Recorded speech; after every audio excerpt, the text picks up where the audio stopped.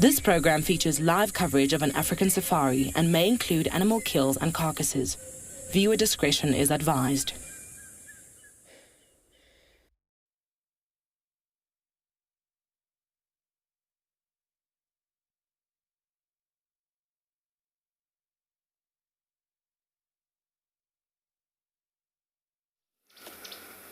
Good afternoon, everyone, and welcome to today's Sunset Safari. We've just stopped to admire some of the small things because, of course, on a safari out here, at least in the Lowveld, it's not just about the big things. The small things matter too, especially when it comes to insects. It is summer, after all. So I'm going to bumble, see what other signs of summer we can find, and it's that time of day for you all for your live safari through the African bush.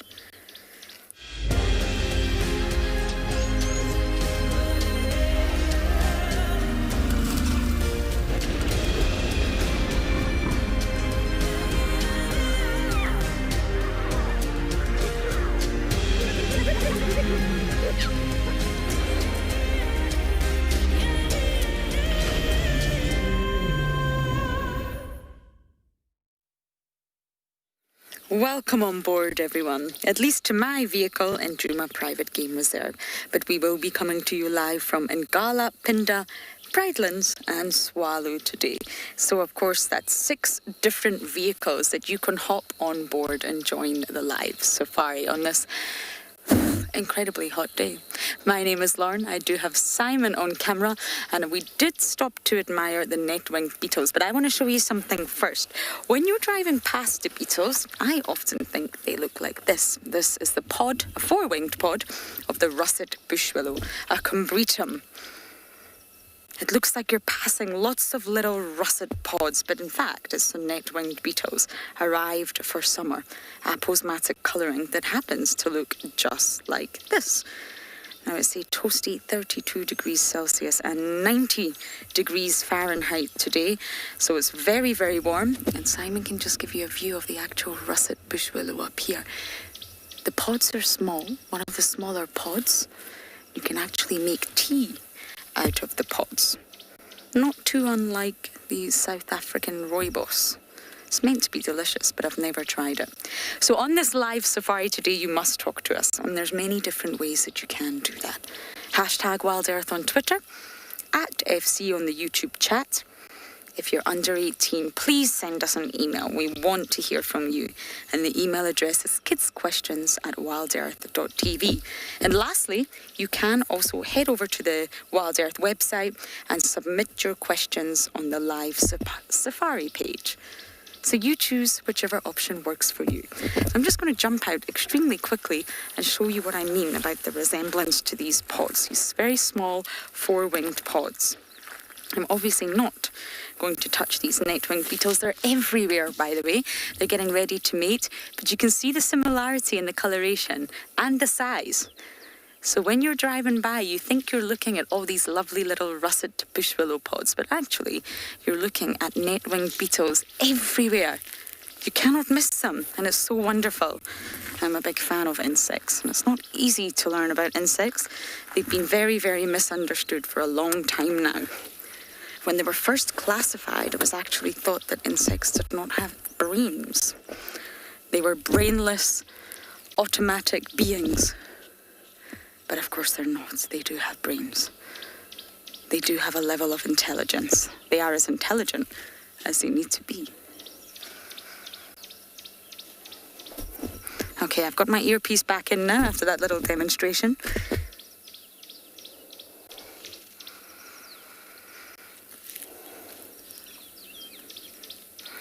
Rosalind, I believe they're vegetarian. So net-winged beetles do eat the plants out here. And if I'm correct, I will check that for you. The toxins bioaccumulate, and bioaccumulate just means they build up in the body. So essentially speaking, these organisms are not born poisonous. But due to what they eat, it accumulates in the body and it stays there, and that essentially makes them poisonous and unpalatable for other organisms to eat. Lots of plants out here can be sort of poisonous, but maybe not to the insect in small quantities. But the more it eats, the more it builds up in the body, and that's what we call bioaccumulation. They're just fantastic. They're fantastic little organisms. It's easy to just drive past them and not pay them any attention. But I think we shall bumble. Waterholes are the place for us to start. I did hear a report that Mr. Mulwati was found this morning. Guess where? In the Mulwati. Isn't that great? That's like finding cheetahs on cheetah cut line. Honestly, I just can't get over it.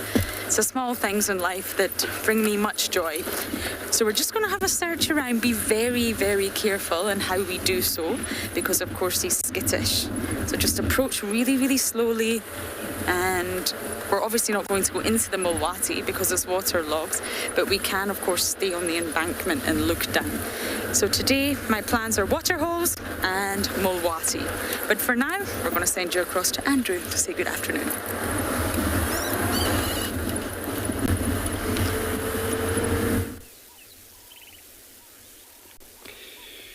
Good luck, Lauren. Checking the rivers. Good afternoon, everybody. My name is Andrew. On camera, I have Davy again this afternoon. So we came to the very much high ground. Where now, when you look on the far distances, and this is where you see the whole landscapes back there. So we are west of Djuma at the moment, where everything you see back there, it's whole of on the eastern part of a Djuma property itself.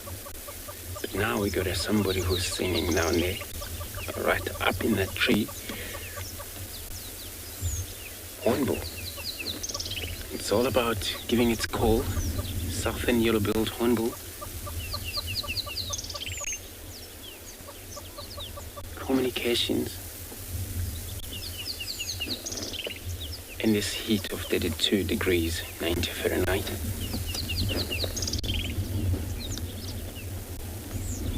And our plan to come to this far high ground is to actually start to look for a wild dog specifically. And it's such a massive area. If they ever run around in this, and they could be far, but who knows? They probably delay, or they had to kill and lie down for a cool off before they can go again.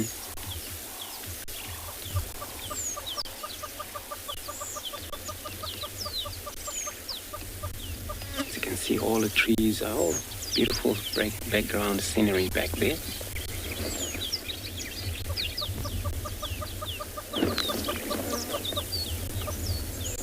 And all dry trees that take places, and everything just built up as naturally environmental ground.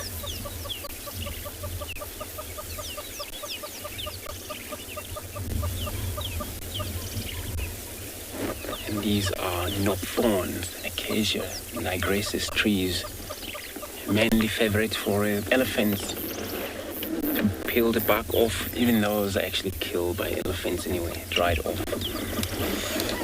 So I'm gonna carry on, check shadows around watering hole as well, like Lauren she's gonna do, but specifically for dogs. I know Tingana will be lying in thickets. We'll check that later, but I wanna find the dogs, see how they're up to this afternoon.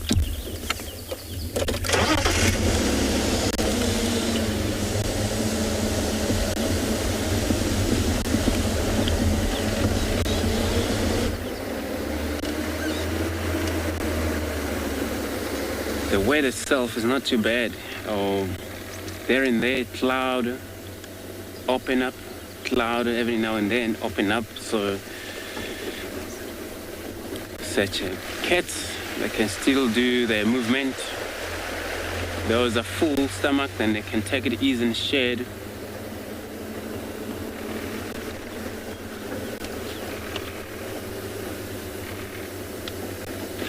Alice, so there when we stop, I know it was that southern yellow-billed hornbill that was making that hawk, hawk, hawk, hawk sound.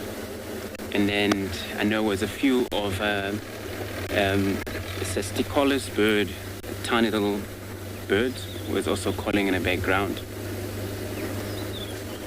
But I'm going to stop here, also take a listen for another audio.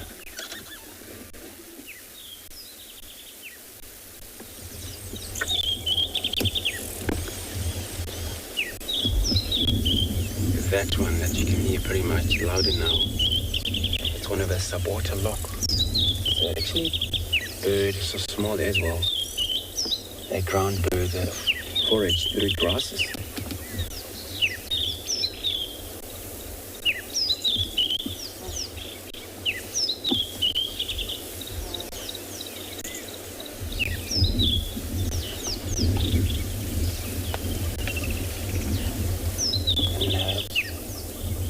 Soft and yellow-billed hornbill still calling up.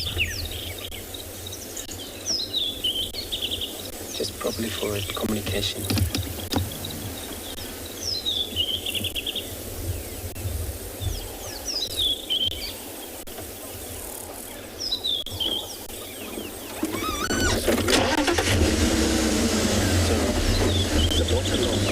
Are one of the birds that you often find them in the very open patch. And those are also can be very noisy birds sometimes. And they don't actually stay in group one at a time.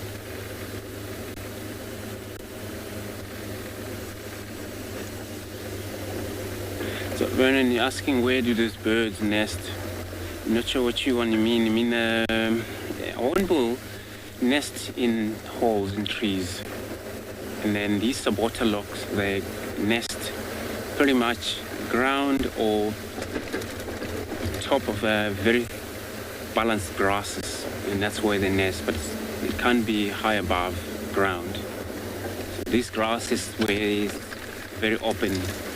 During the winter there's actually a little bit of a chopped off where, you know, cut to a medium level, and they will nest into those ones. If it's not in the ground permanently, then it's above the ground slightly.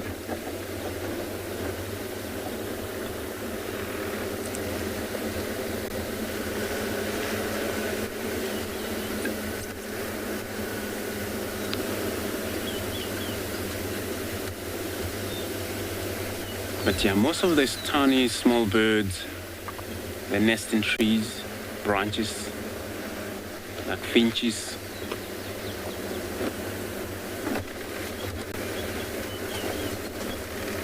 Those doves, they also nest in branches, tree branches.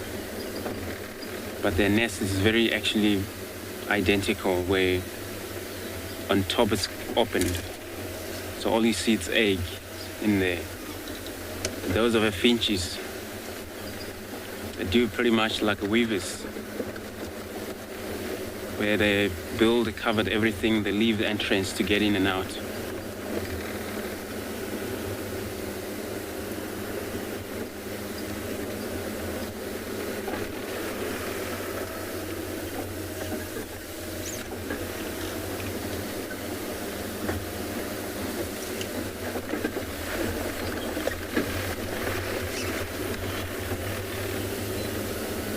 These vultures as well, they build nest, but pretty much to the high top end of a tree. And these are Battalia eagle, also thick bottom fog of a tree.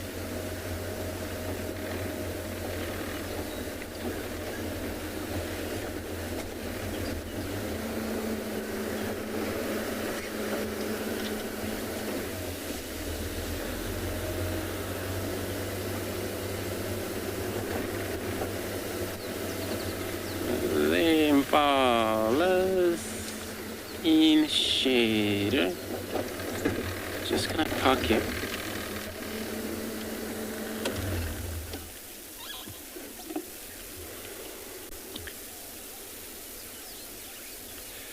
So we got a now, it looks like a whole bachelor group of impalas over here in front of us. They're all males.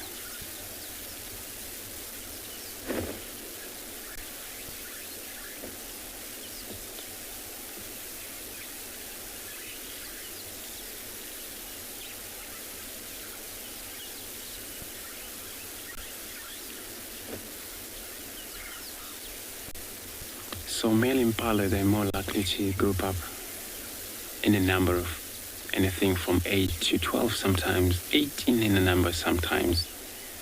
And it's better for them when they group up, as it's always better for their own survival. Now, they're actually medium.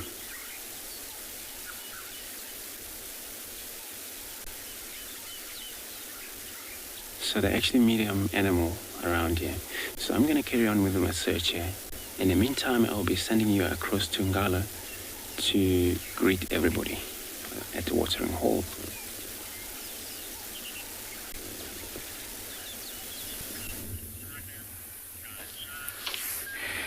Good afternoon and welcome to andBeyond Ngala. We are currently at a waterhole looking at, well, we were looking at a hippo. He just went underwater. We decided to come to the waterhole this afternoon because it's very, very hot, so we thought we might find some animals here, but there's not much around here. I'm Marna, and with me behind the camera is BK. So at least the hippos are here. We've spotted 2 of them. I've been looking around to see if there are any interesting water birds. I've spotted a female knobbed duck, a few Egyptian geese, and a 3-banded plover so far.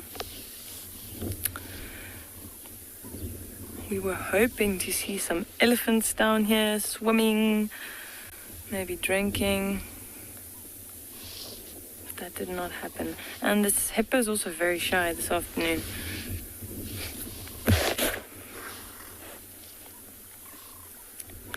Like I said, it is a scorcher. It is really hot. I'm not exactly sure what the temperature is, but believe me when I say it's hot.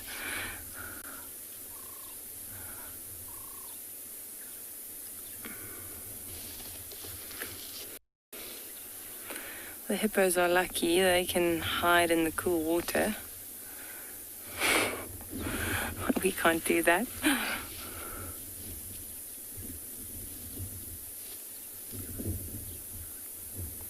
And this is a lovely waterhole to visit. There's usually quite a bit of activity here. One just needs to be patient. Hello. Oh, okay, there was a youngster next to that female as well. So then there are actually 3 hippos here. The last time I was here, we only counted 2, so I didn't know there was a youngster. That's quite nice.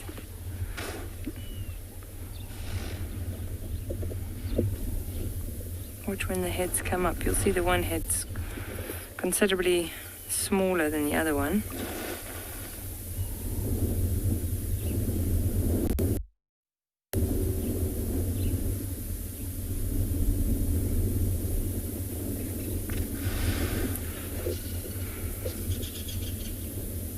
Let's see. Oh, there are 3 there as well. So there are 4 hippos here. Look at that. There's a tiny one to the left there. Some cuckoos calling behind us.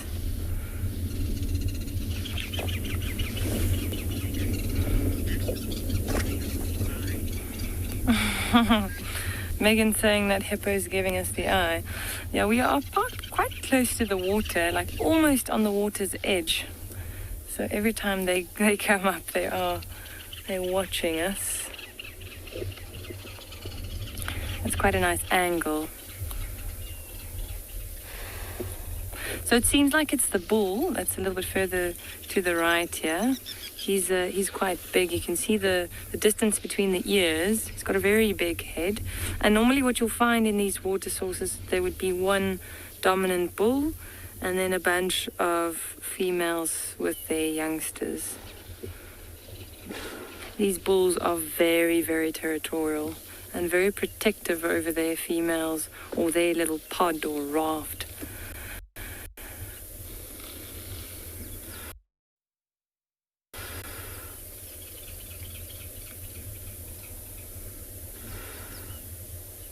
Sometimes you'll find other bulls around.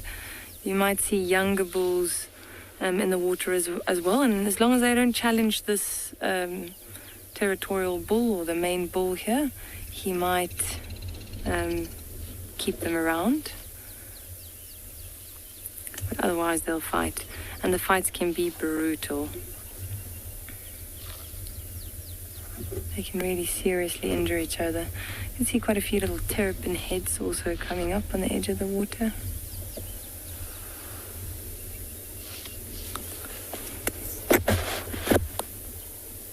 Oh, that hippo's got a funny eye. His left eye. It looks like, I wonder if he's blind. It actually looks like he lost his eye. Interesting.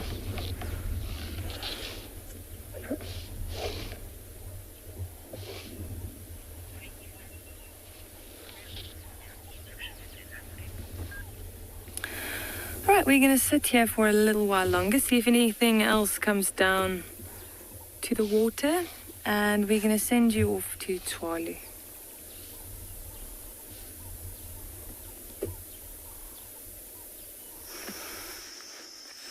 Oh, that's bad, eh? Good afternoon and welcome to Tswalu. It's a nice toasty 28 degrees, but I think they're lying. It feels like it's well over 30, which is about 83 degrees Fahrenheit. You're with me, Deirdre, and on camera at the back there, it's still Craig. I haven't thrown him off either. I know every now and again I try and throw a cameraman off, but luckily, Craig, you're still on with us. So, nice toasty afternoon. We're going to try and see if we can follow up on some cheetah, maybe some hyena. We see how we go. The rain seems to have been chased away, so we might be lucky, but there definitely are some thunderclouds building up for maybe late afternoon, the evening. Maybe we're in for a spectacular sunset again.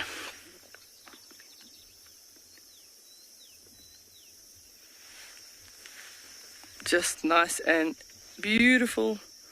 Look at those thunderclouds, those nice sort of cauliflower shapes, and they'll just continue to be building and building this afternoon until I'm sure we'll get some thunder and lightning out of them as well later.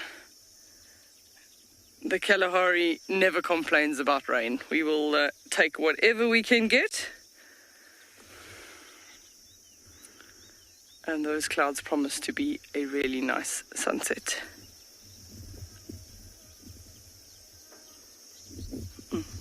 Wonder what, when you look at those clouds and you zoom in, you wonder what shapes they are. I can't see any animal creatures today. But send your questions to us at hashtag WildEarth and put at FC in the front of your question.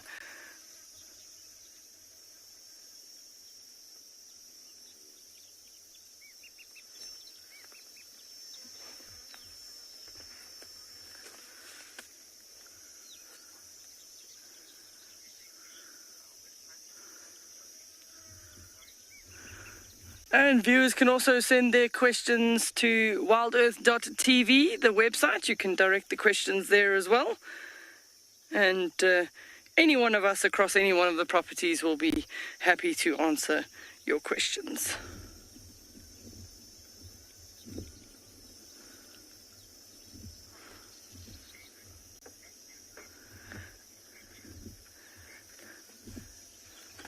David, I agree with you. You saying that landscape looks like a lovely picture. It is picture perfect today, and hard to believe that a few months ago there was hardly any green around at Tswalu at all. It was just the red sand and some very, very dry trees. But we are very fortunate that we've had good rains this year, and they continue to fall. So all the animals in the Kalahari are definitely grateful for the abundance of grass that's popped up since, and it's a good time of the year for a good growth layer of grasses to come out. That's the Koranneberg mountain range that you're looking for there. A good home to find the Cape Mountain zebra, and often in the evenings, because it's so nice and warm and it heats up in the day, we also find the troops of baboons go up to the top of the mountain to sleep for the evening. Craig's just giving you a nice full view of the mountain range.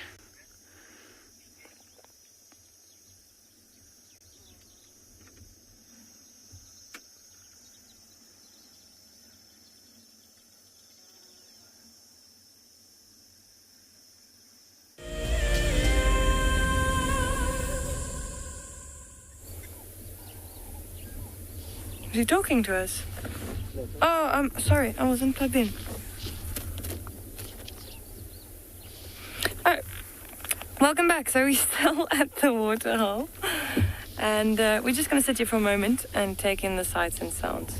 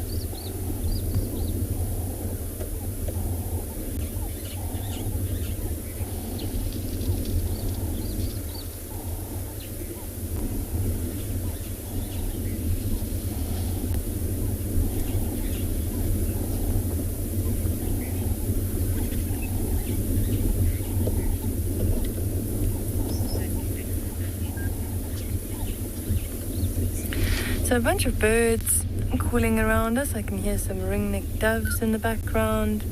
There's some Burchell starlings calling. And what you can see on screen there, it's called a blacksmith lapwing.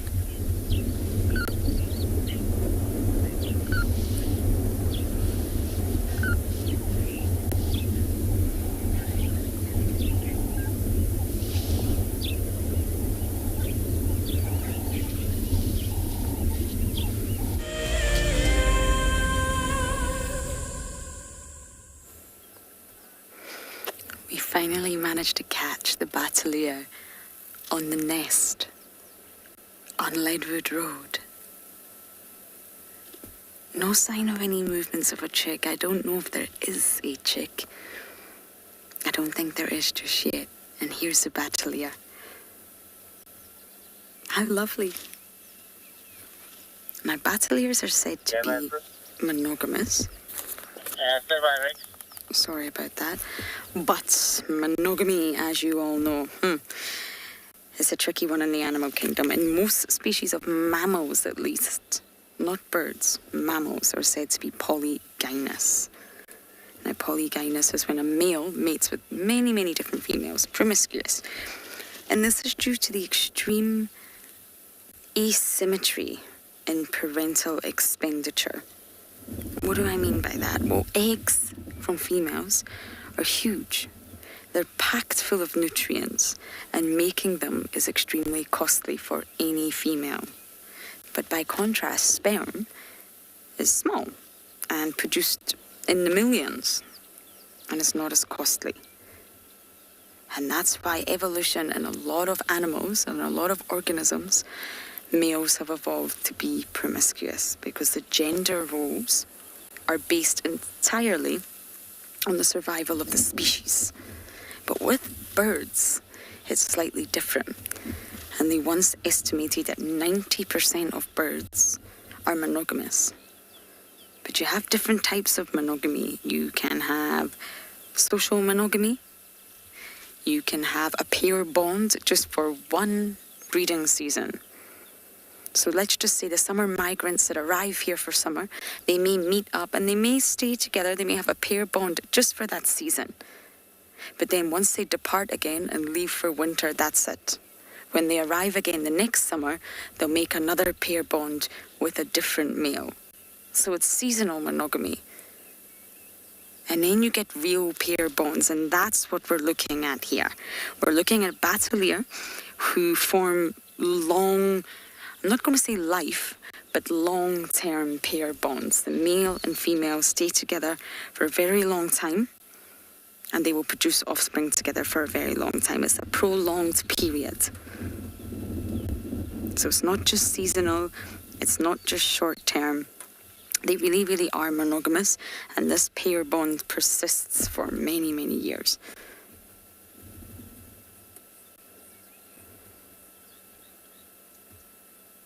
I think this might be the female that we're looking at, but it's rather tricky to tell because we can't see the wings. The male normally builds the nests, and that can take up to 6 weeks if it's from scratch. And the female normally does most of the sort of incubation. The male can incubate,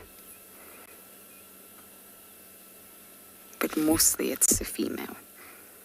For a period of 55 days, that's almost 2 months. It's so lovely to see a Battalia on a nest.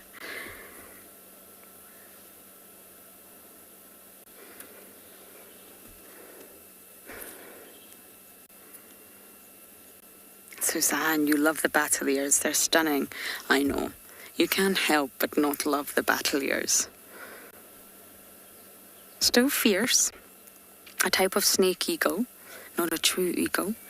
A raptor, you can see immediately from that beak, but the coloration is just incredible. Cerathopius equidata, or equidatus. Never forget that Latin name. Marvelous face and no tail. So accurate.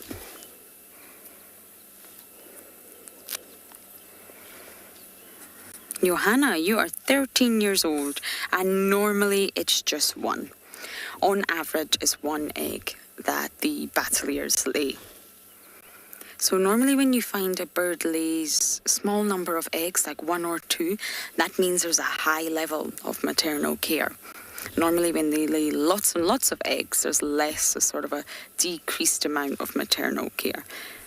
So just by the fact that they do lay one egg shows you there's a lot of investment here. There's a lot of caring for the young. There's a lot of feeding the young. And it takes the Battalias 8 years to get their adult plumage. The juveniles look very different from the adults. It's sweet. But they say normally around 7 weeks the parental care from both male and female in Battalias, it drops significantly. So really what that means is that around the 7-week mark the bird starts to become quite strong and almost independent.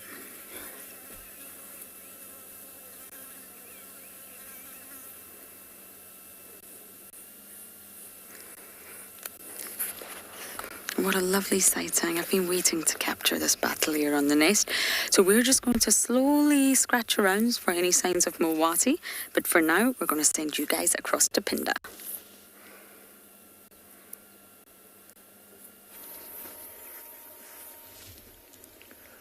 Welcome to andBeyond Phinda Private Game Reserve, where we have come across some giraffes while on our way to go look for some cheetah this afternoon.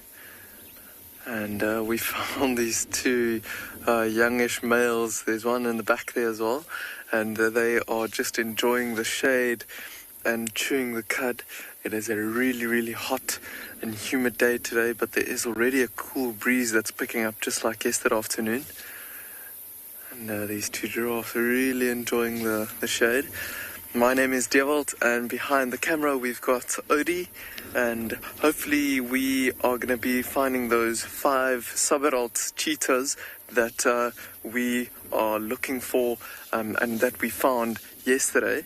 But for now, let's have a look at these 2 giraffes. They are just chewing away. You can see the one just moving his leg a little bit, just taking some of the weight off of the giraffe. Oh, off of the leg, sorry. This little open plain that we're standing at, there's not many animals we can see now, but when we arrived, there was some impalas. There you can see the impalas in the distance, and there was warthogs and the giraffe. So a lot of the animals enjoying these thickets that are around these open clearings, and we're coming into these open clearings to see if we can find those cheetahs. They apparently moved out of the thickets that we had them at yesterday afternoon, and they were coming kind of in this direction. And we are hoping that these giraffe will help us, or maybe other animals will help us to find these cheetahs. So if we see giraffes standing still and staring in the distance and not chewing the cud like this, then they might help us to find some of the predators. Look at how full those cheeks are while they are chewing the cud like this. Just trying to re-chew that all the leaves and trying to digest it as much as they can to get every single bit of nutrients out of the leaves that they feed on. You can see the one on the left hand side is just a little bit shorter, so probably a little bit younger than the one on the right. But all three of them, by the looks of things, look like they are young sub-adult males, which are not that dominant just yet.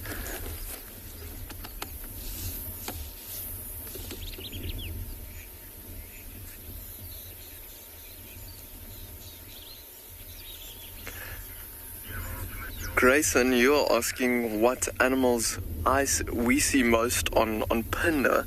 I think the most common antelope on Phinda is probably a Ngala and Impala, and they are probably the ones that we see the most. But when it comes to predators, the one that we see most often on Phinda is probably cheetah and lion, and hopefully we can find some of those cheetahs today, Grayson. These giraffes are actually giving us a bit of a roadblock.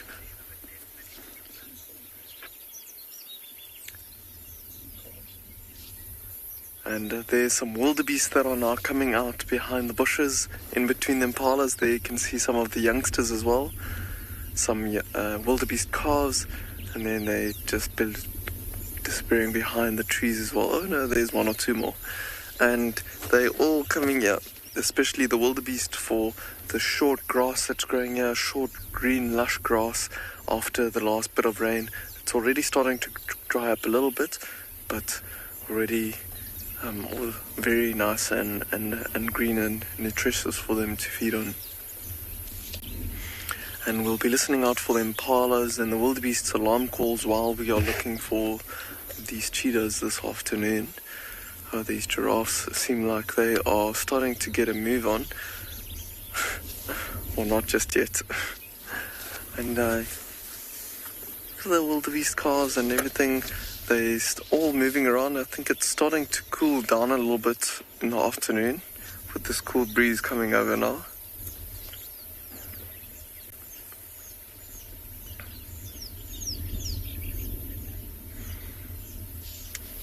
Suzanne, you're asking when giraffe were introduced into Phinda. So Phinda used to be old farmland that has been returned to the wild, and that is literally what Phinda means, is the return. So I'm not too sure exactly when giraffe were introduced, but I'm pretty sure they were some of the first animals that were reintroduced into the reserve, probably the early 90s or so. But some of the other general game species were actually always here, historically used to occur in this areas before people. So, but now we've got a very, very big and strong population. Look at this one giraffe coming a little bit closer, sniffing some of the twigs or so, actually giving his head a bit of a scratch.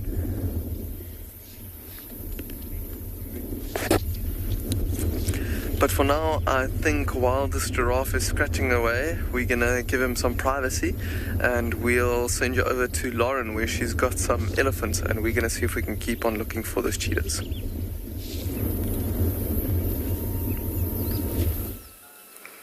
We've managed to find some elephants. And it's just so lovely to see them in the long grass, but the little calves, I've noticed, are also struggling. The grass is sometimes too tall for them. There's a very small one here, but now I can't see it. The very young ones that are approximately about under a year old, that fit nicely under mom's tummy, will struggle in this grass.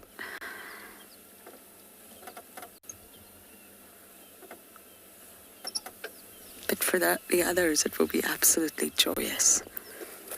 Food everywhere.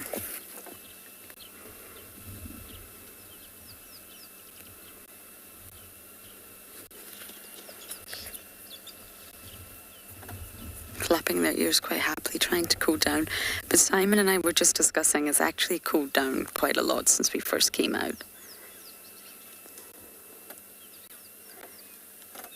I didn't pick up on any signs of Mulwati. We can't drive the actual Mulwati, which is completely understandable, but it makes it tricky to find the cat that's actually in the Mulwati. And will he still be there? I'm not so sure. But given by the sighting that Andrew had of him the other night, he's possibly becoming a little bit more relaxed. I'm not saying completely relaxed, no. That'll take time. But a little bit, yes. The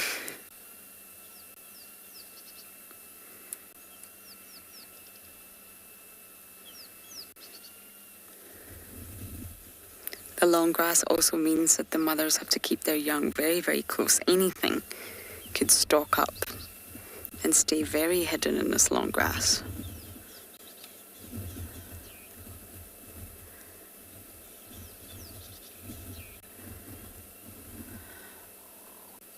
And we were just talking about polygamy or polygyny. And it's exactly the same for elephants. The maternal care from the mother is very large. Long gestation period, long sort of lactation period, long rearing period before they will have another baby. But for the males, they will mate with many, many different females. Okay, so we're going to continue bumbling, see what else we can find. But for now, let's go over to Andrew.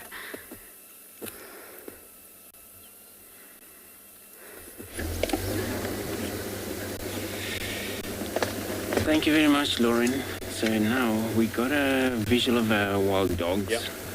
And you can see here, it's 2 bushes. We had to off-road coming into the area here, check around, and we got them.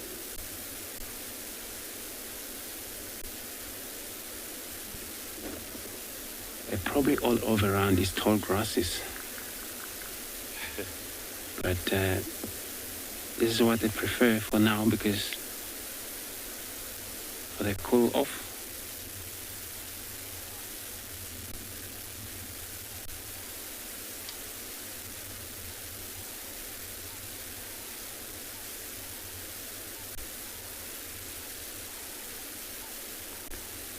In fact, it wasn't easy. If it wasn't that one that stood up and moved slightly and then could see just the ears, then we wouldn't know.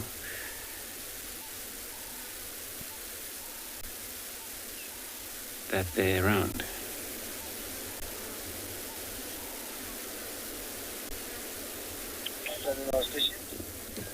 So, in this situation, we're gonna have to take time here, and then just to see what is gonna happen. But it's not yet time where they're gonna run around now yet.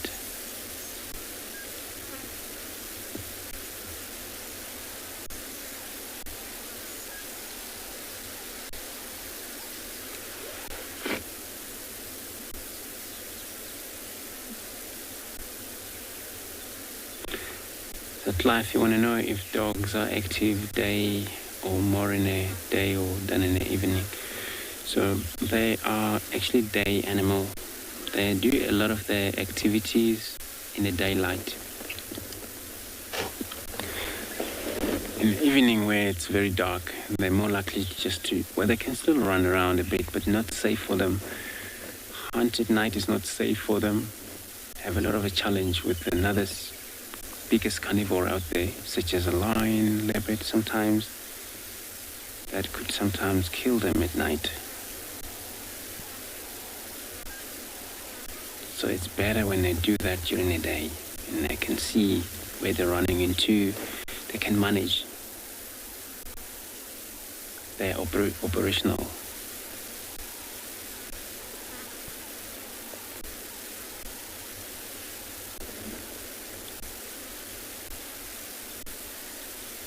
Now it's just dead quietly over here.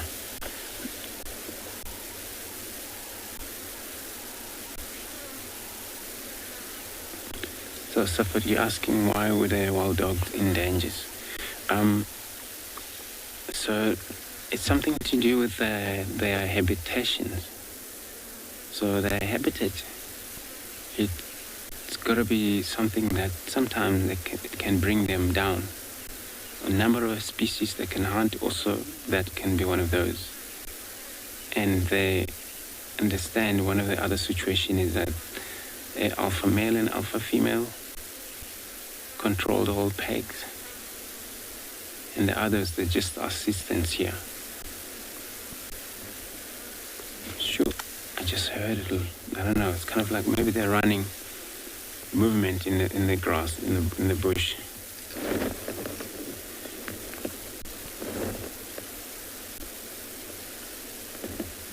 But it's so harder to see, you know.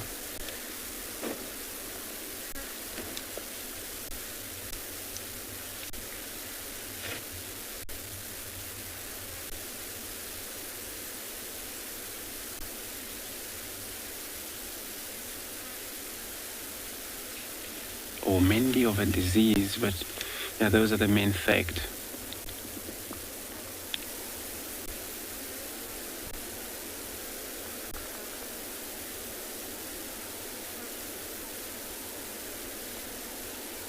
And also, there is a little bit of a movement there. It smells a little bit here, so it's a lot of flies also. But we cannot see what is happening in these grasses, what they got.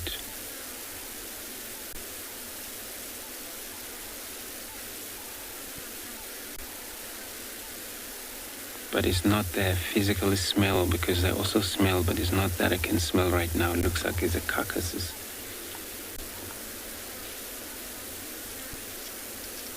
Like kind of a rot meat.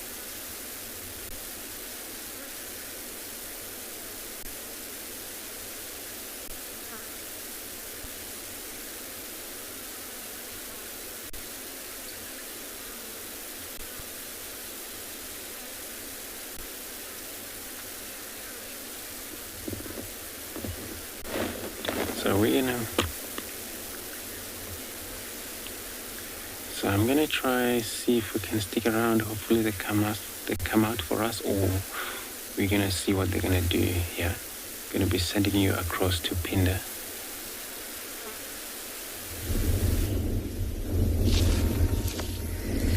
We've just come across these zebras here, but they were calling and chasing each other earlier. Let's see what happens. Seems like one of them is moving a little bit away now. It is looks like the stallion in the back there.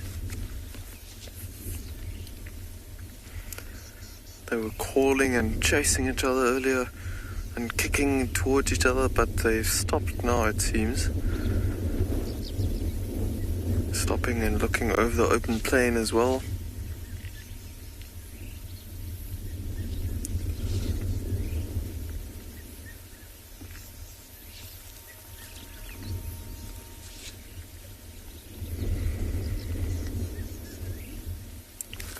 Have a look through the binoculars, see if we can see how many of them are stallions and how many are mares.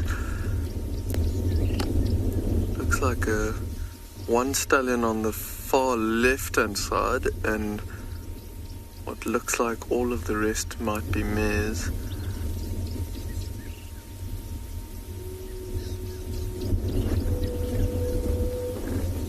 So low, the one in front stomach is hanging. Oh, and the one that's second from the right has got a very low stomach as well, quite big,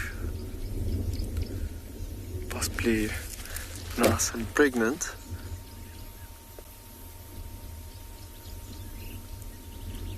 There was quite a bit of biting happening earlier. Bit of excitement between them. But see how they're all listening towards the right hand side.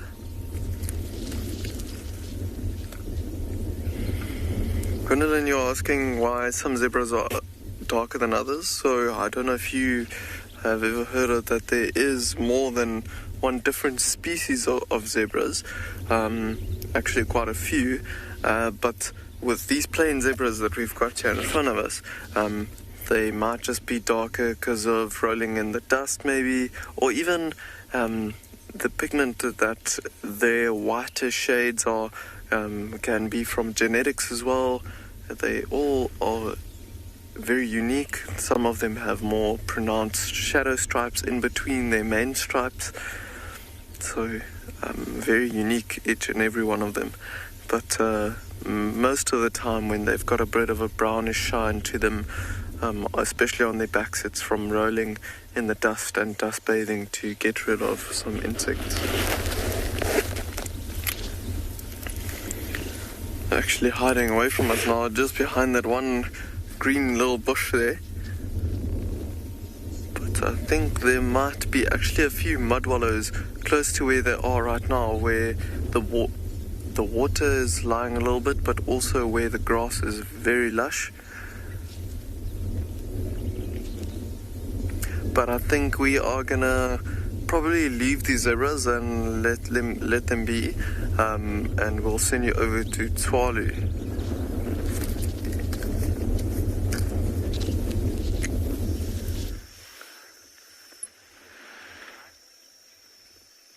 So, welcome back to Tswalu. We've got, we had. He's just disappeared. Here comes he sneaking out. It's a northern black Gohan. But we've seen him and he's trying to avoid us. He's trying to hide from us, but he wants to stay within his territory because he's been making noises as if there's possibly a female in the area. And they also got quite a nice breeding display. They sort of fly straight up and then sort of cluck, cluck, cluck, much like a very noisy chicken flying around. I'll let you hear him.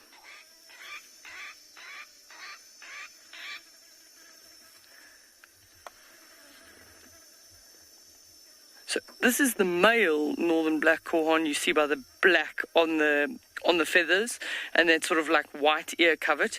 The female's completely sort of brown and well camouflaged, but we did laugh at him because he's been trying to avoid us.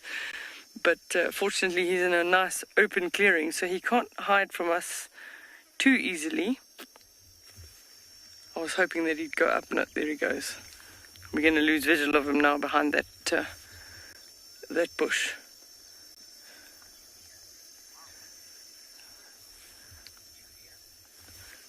Julia's comment is, wow, this is a beautiful bird. I'm going to try and see if we can get another view by going back a little bit. We are in an area busy trying to help one of the guides locate a cheetah. She was seen just in front of the lodge drinking water not so long ago, so we are just doing some loops and circles. Some of the areas the grass is quite high, so a little bit challenging for the trackers at the moment. Where did he go?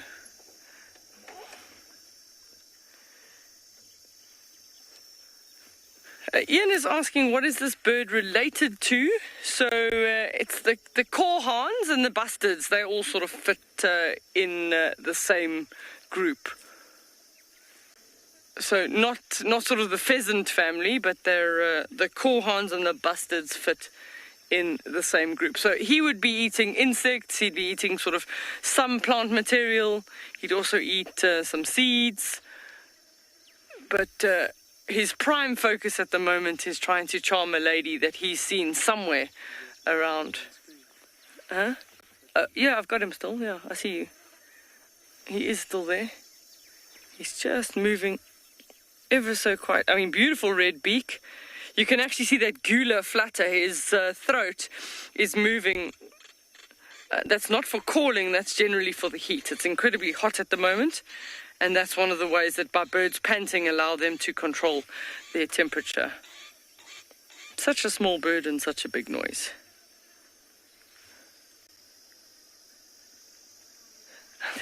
I think he thinks if he stands there, we can't see him. There, oh.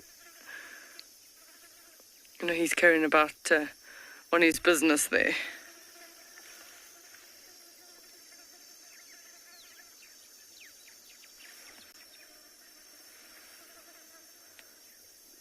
So for birds out in these open areas to have some kind of a bright coloration, there's always a risk. There's a risk that a predator can easily see them.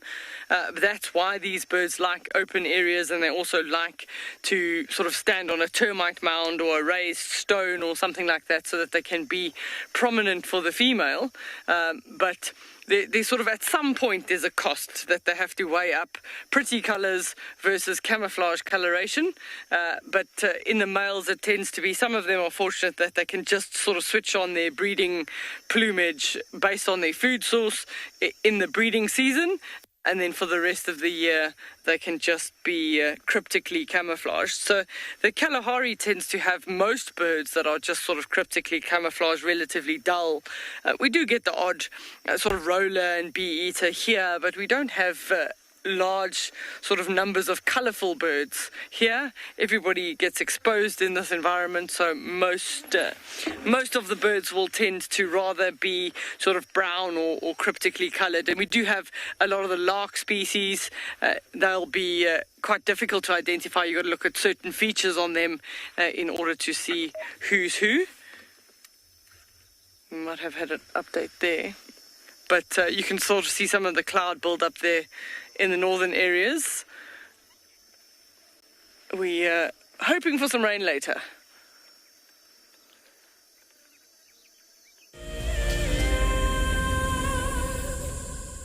The new year has arrived, and with it comes all kinds of other new beginnings.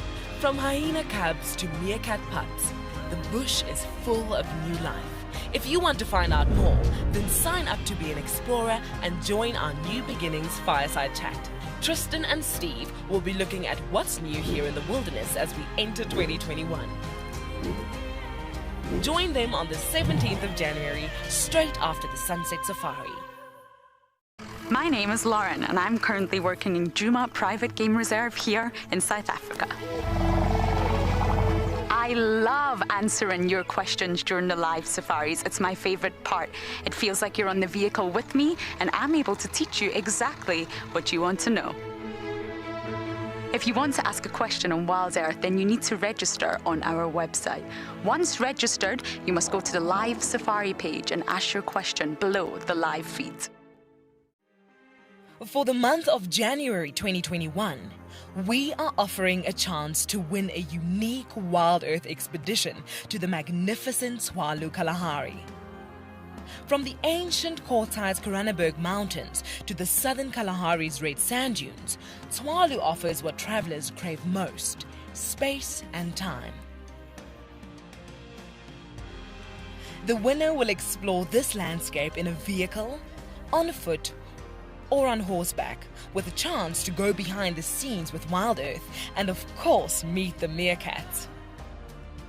The prize includes a 3-night stay for you and a friend at the luxury Motse Lodge, including flights from either Johannesburg or Cape Town. Open to all WildEarth explorers who have signed up before the end of January 2021. Terms and conditions apply.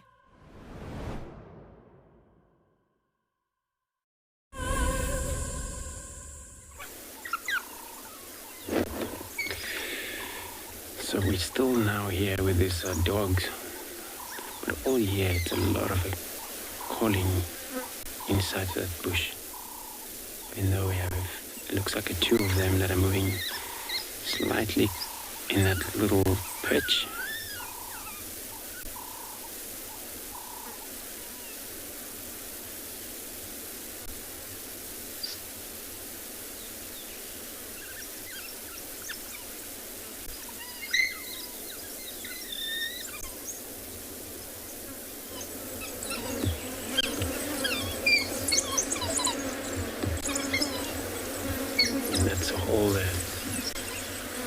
youngsters within the packs over here that are making quite a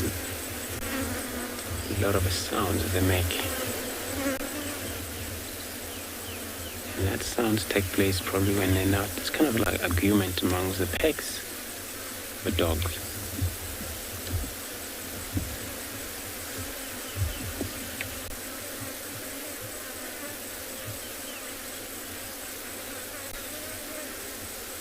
So watching them, through these veiled, very tall grasses, these grasses like bushveld buffalo grasses can be 1.3 meters tall. So, and they're very tall grasses.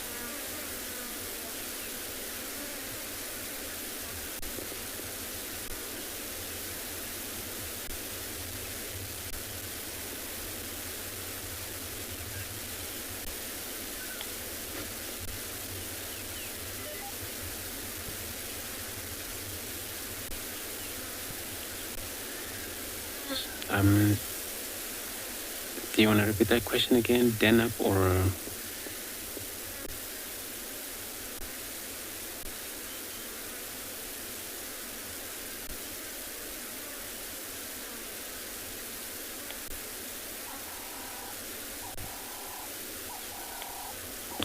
So I came asking if they actually den up or they're only the young one. So the den only occur when they're all younger age.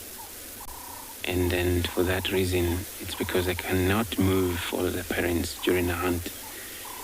And and then there's only few members, those are security left at the den during that denning time. When he's young one, still very young. And the parents will go hunt, often come back, give them milk, regurgitate food for them. But they have kind of an experience, bigger one that will take care of them for safety.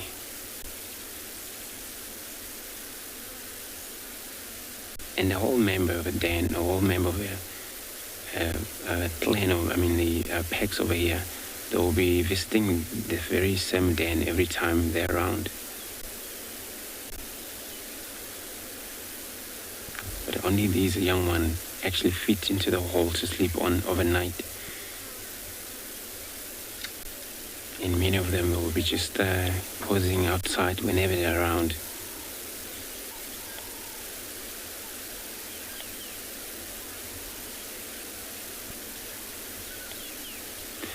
So again, you say you love the sounds they make. It's kind of like you're right, squealing sounds like a bird. You heard it very right, actually. So there was a lot of argument in the background, but now all of a sudden stop.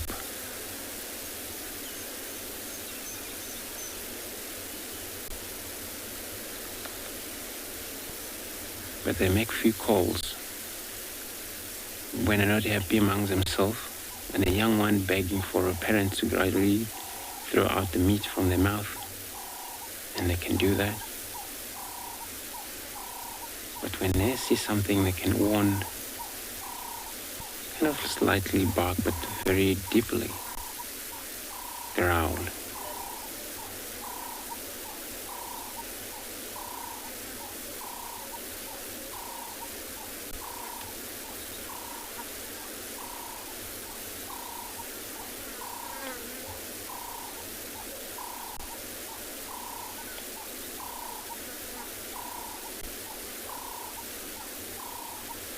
So for now, they've chosen a spot.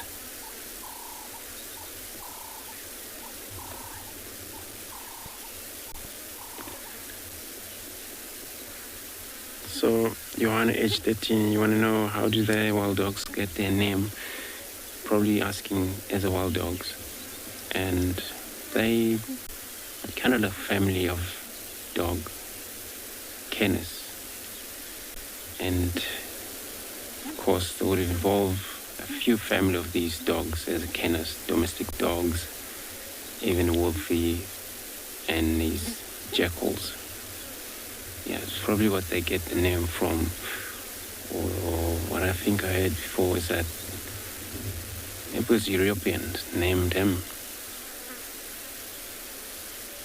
the wild dogs. Well, they're actually hunting in the wild. I think that's why they pick up the name.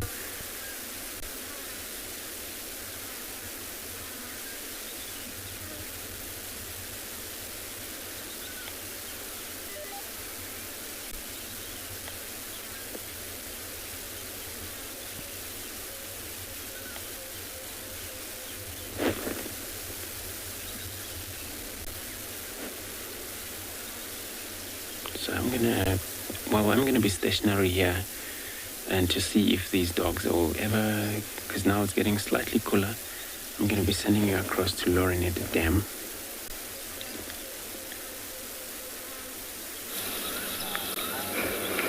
Oh, Andrew, enjoy the rest while you can. It's never easy with the dogs. It's always fast paced. Now we're at Chitwa, and this is a tree that you know. Oh, the fishy goes drinking on the ground, Simon. Do you see that just underneath the tree? Sorry, I got very distracted there. We were looking at the swallows. But look. Or maybe he's not drinking. Oh, yes, he's drinking. For some reason, I find it very sweet when birds drink. I don't quite know why. But again, another example of a monogamous pair, the fish eagles. And just like the Battalias, it's not temporary either. It's a long pair bond. Of course, birds have to hydrate. It's foolish to think they don't, but it's quite rare to see the raptors come down and drink some fresh water.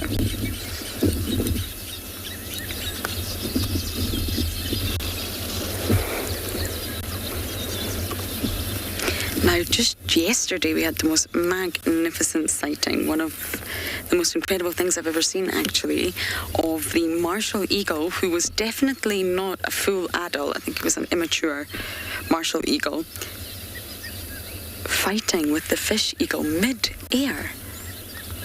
Now, it didn't come to sort of physical contact level, but they were both displaying and not happy with one another's presence in their airspace. It was just incredible to witness. And I wonder if it was the fish eagles being territorial. This is very much their territory here, both the male and the female, Chitwa Dam. And I wonder if they were just not happy with the presence of the young martial eagle.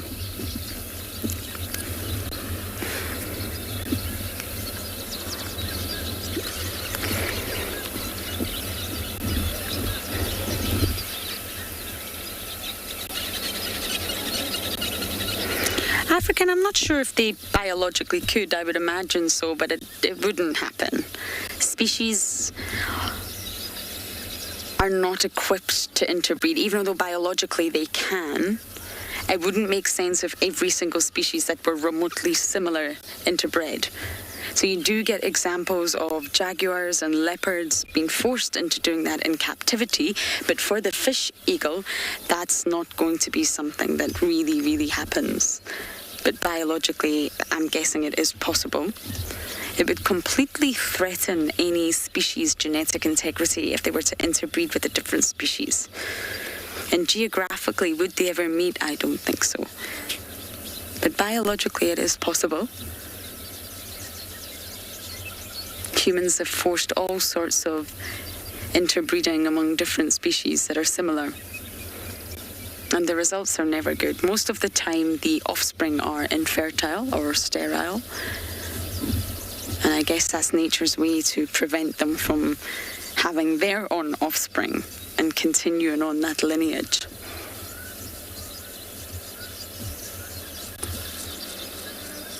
Gorgeous birds. And going back to monogamy, I mean, in the sort of... Sorry, everyone, that's my radio. Just... Oh, look at the lapwing in the background.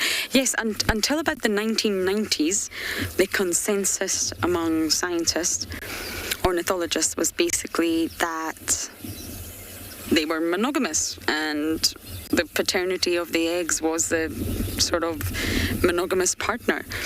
And really, the shocking news only really recently came out that chicks in the nest that they were studying, I can't remember the species, I'm afraid, were not fathered by the social mate. So the actual male that was working hard to do all the feeding and all the rearing and looking after the female as well as the chicks was not the father. He was working for someone else's offspring. And it was normally a male in a nearby territory not too far away that fathered all the offspring. So this is when they concluded that a lot of monogamous birds, just like your fish eagle here, have extra pair copulations. And it was a complete shock because these copulations are very rarely seen. So how is it happening? How is it that the male and female that have partnered together, the father is not the one that, well, the male, is not the father of the offspring? And at one point, it was an exception, not the rule. They thought, oh, maybe it's just an exception in some species and some circumstances. But now, within birds, it's actually said to be the rule rather than the exception. And that's how you have social monogamy. And then you have genetic monogamy. So within birds, it gets very, very complicated. So most birds are socially monogamous. They'll stay with their partner, but not genetically monogamous. And that's where the difference arises. And it's easy to see why a male bird would do this. When you're trying to ask the question, why? Why would a male bird do this? Easy. He just needs to take a moment from his busy day and quickly copulate with the female. And it's easy for him. He's spreading his bloodline. He's continuing to copulate. But why would the female do that? And that's not fully understood. She's got her social partner, the one that's going to feed and rear and raise. So why would the female seek extra pair copulations? And it's something that's still not fully understood. It has to be to do with fitness where she sees another male more viable for her offspring. It's still not fully understood why they engage in such activity.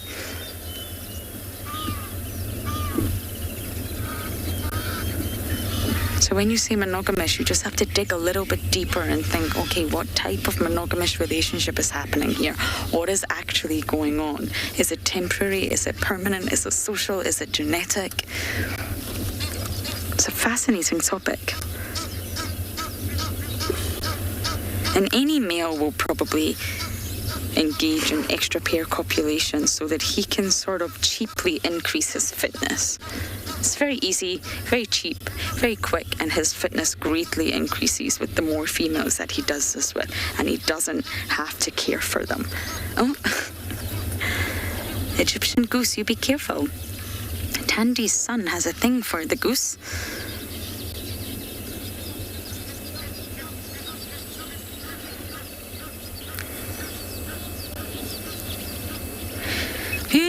The fish eagle is not the biggest eagle in the Lowveld. The martial eagle is normally the biggest one that we find out here. And we actually got really lucky with the martial eagle yesterday. Very lucky. That's the sort of largest that we get out here. The fish eagles are large, but they're definitely not the same size as a martial eagle. And we regularly sort of refer to the big five, the little five, and all these terminologies that we use. But you can actually get the big three out here. And that's the martial, the Varro's eagle, and the African crowned eagle. But out of the big three here, in this area of the Lowveld, the Sabi Sands, we only see the martial eagle.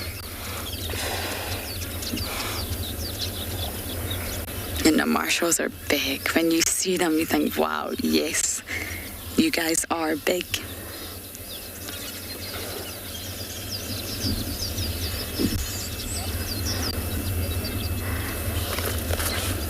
Okay, we're just going to scratch around Chitwa to see if there's any signs of Miss Tandy and Cub. But for now, we're going to send you to Tswalu to see what Deirdre has for you.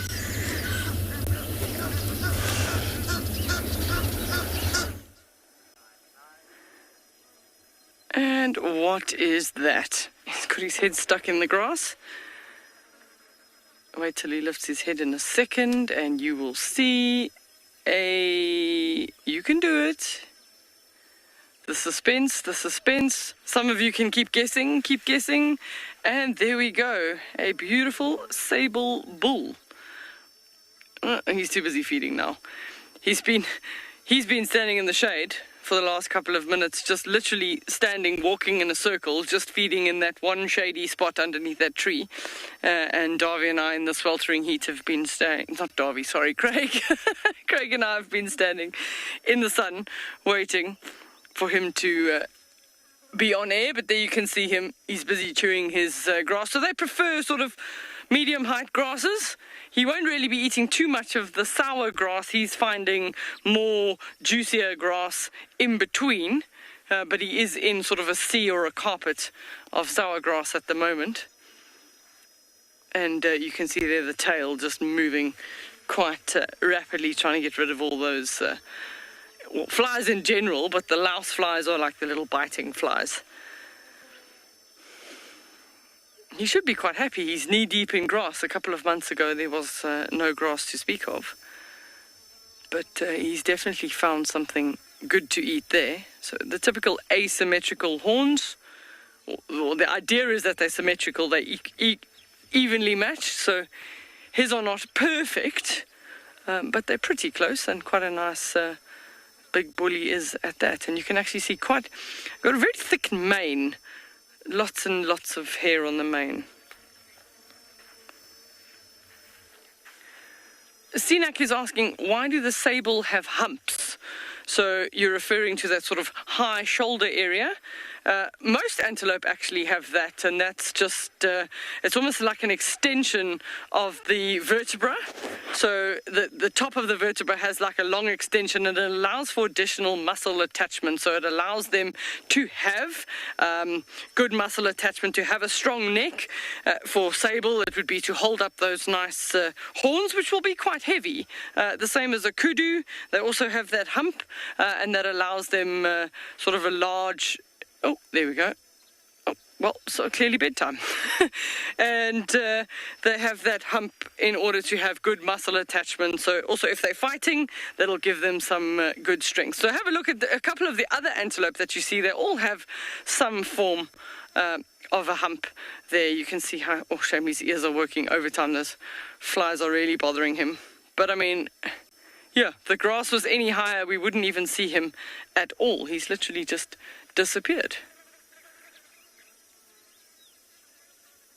So he's decided that he's going to take a bit of a... he's having a drinks break.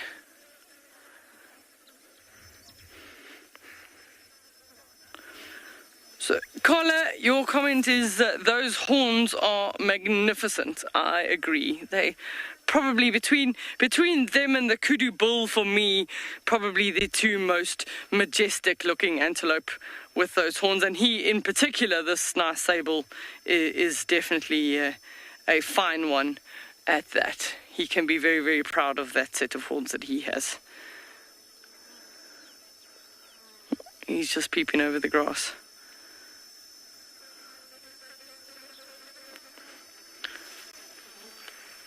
So we've moved, there's no update on that female cheetah. She seems to have disappeared literally in the sour grass. And if you look at that sable, and that's a full antelope, well over 200 kilos, and you saw how big he was standing, you can imagine a female cheetah with two cubs lying down in that sour grass also would totally disappear.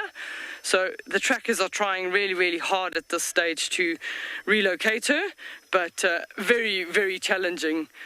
When you're trying to track in these conditions, there's not much soil to actually leave tracks behind for them to follow.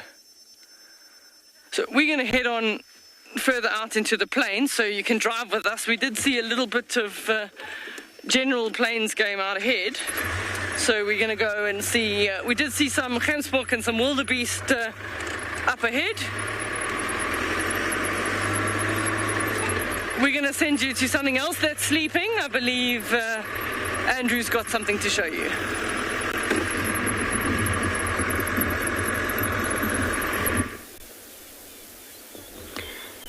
Good luck, Deirdre. And Well, I actually haven't moved here. I'm only trying to reposition my vehicle, but all you see along that grass is all ears twitching and the tails wagging every now and then of our wild dogs.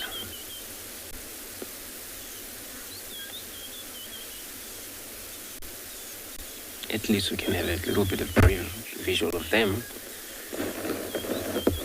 than it was before.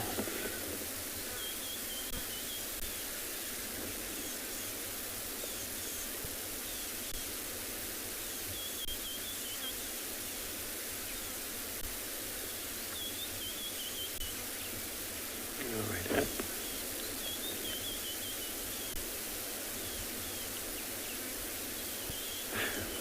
Mark, so asking how many puppies are there. So I'm not sure. Last was about, I think was anything from 7, 8 there, and I'm not sure. Actually, I didn't see them this morning. So, but I'm sure they are here.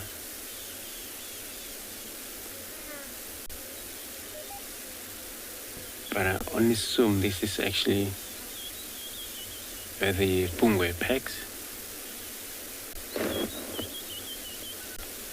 But we found out when they kind of like get mobile, we're trying to identify the packs.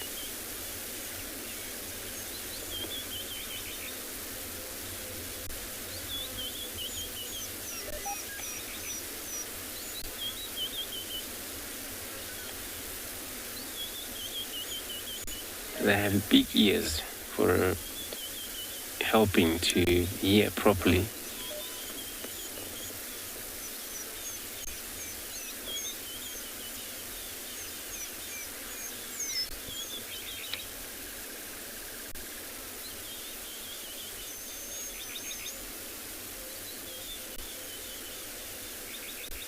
And they hunt by speed when they get mobile out here. I'm trying to think now if they have to cross that little drainage line system which is on the northern side of us. We're going to have to make our way back that way. So, and they're fast when they started to move. That's what you can see on the other side there. And if you can draw your line probably to the eastern right-hand side of the screen upwards, and you hit quarantine if they're going to head in that direction.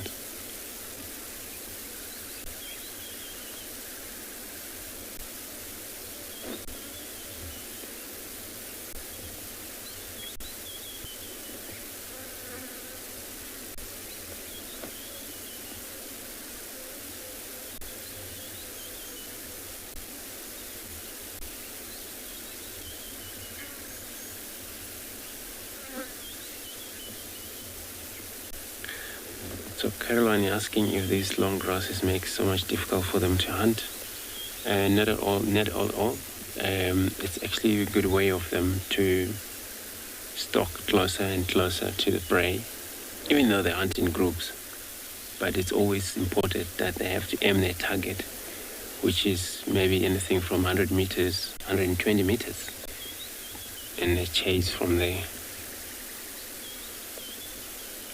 So yeah, it helps them to ambush a little bit, these tall grasses. But they rather, run around in a slightly very open.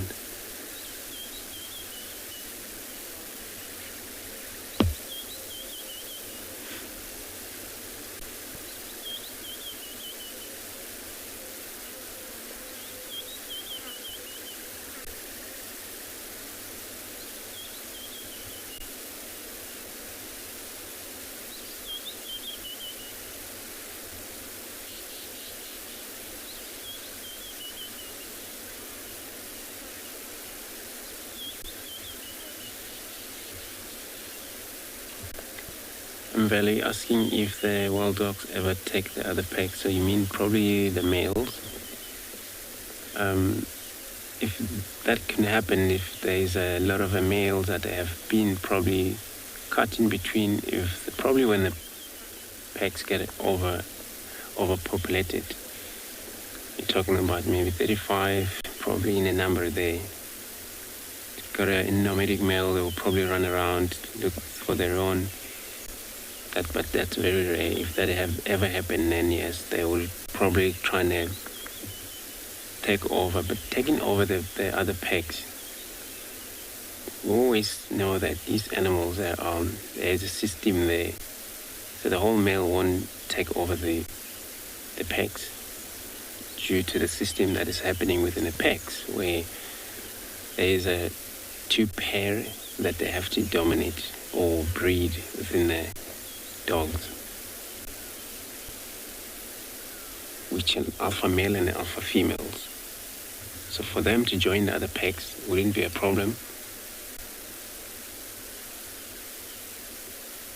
Or one of them feel like you want to take over the dominate. But that's going to be a little harder then, which is easy for them to approach the different packs and they get accepted, carry on with them. But that's actually not a common thing.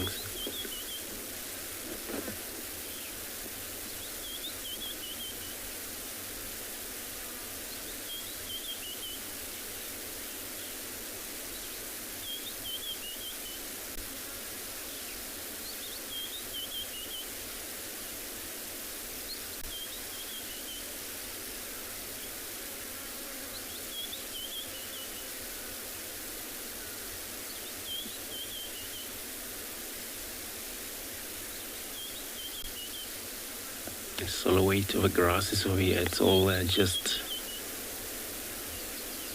an amazing. All you see through the background there is a dog. One dog with his ears flipping up.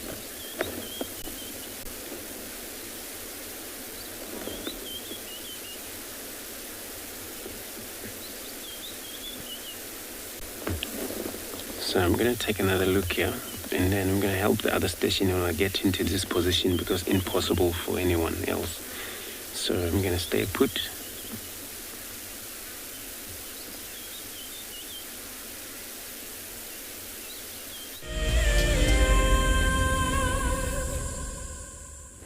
Team Wendy has decided to venture into Torchwood, the property to the east of ours. And sometimes I just can't believe how lush it is. It's incredibly dense. If you look on either side of us, you'll be able to see we can't really see much. I mean, other than looking for tracks on the ground, you're surrounded by vegetation. I want to say this is the thickest I've ever seen in the bush, but then humans have a tendency to forget what the year was like before. It was also very lush last year as well. But the vegetation that we can see right now on either side is actually building upon last year's lushness, if that makes sense. So I feel like it's even thicker. And it's just gorgeous. It's teeming with life. Birds everywhere, insects everywhere, and of course, we're hoping to get lucky with leopards. Tandy's son apparently left Chitwa and headed north into Torchwood, which is exactly why we're here. We will do our very, very best to try and scratch around for him. But if he's not walked along the road, it's going to be very, very difficult to try and pinpoint exactly where he is. We look for tracks, of course, which is why we more often than not hang out over our door like this and try not to fall out. And we're looking for signs that the animal has walked this way. And then at least that's your starting point. And then you've got to try and piece everything else together to know exactly where the animal has wings. Sometimes you get lucky, like this morning with Hukamuri, and sometimes you don't. But you've got to try. You've got to use your ears, your eyes, and your sense of smell. Believe it or not, your sense of smell can help you find more often than not.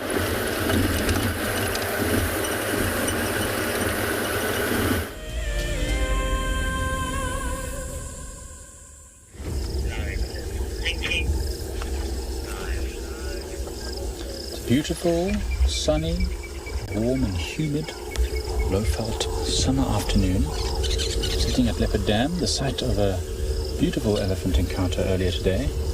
Right now very quiet though, wondering when an animal is going to turn up because it is very warm. Hi everyone, my name is Mike Anderson, behind the camera is Gert, You join us at Eco Training Pridelands Conservancy, where we are just waiting to see if anything will come to this very beautiful dam to have a little late afternoon drink. In fact, I see a few impalas in the distance making their way across the road on the other side of the dam. A few monkeys that were here a bit earlier as well. You can still just about glimpse those monkeys there amongst the trees doing their monkey things.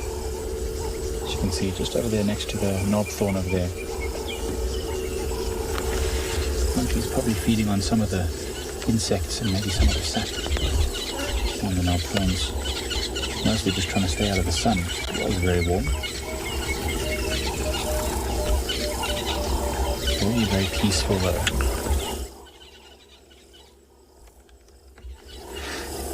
Just a lovely calm afternoon. You can see there's a bit of a breeze. There's a few ripples in the water. Not much else. There was a leopard sighted a bit earlier today. Quite far to our east. That's to the left of the picture. Probably the same leopard that had that carcass from a couple of days ago. Since finished the carcass. It's just moving around the area, but it's quite unrelaxed, so we haven't yet gotten a glimpse of it. Someone else saw it a bit earlier today. We tried to go there to have a look ourselves, but it seems to not want to be found just yet. Kind of hoping it might come to the dam. A little late afternoon sip, although there is a lot of small mud wallows and water holes around, which I'd probably rather drink at, where it can stay in the thickets.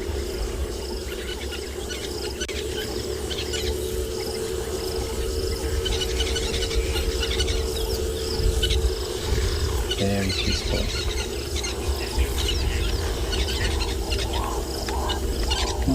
We are going to wait here patiently. Hopefully some elephants will turn up just now, but in the meantime we'll send you over to some wild dogs with Andrew.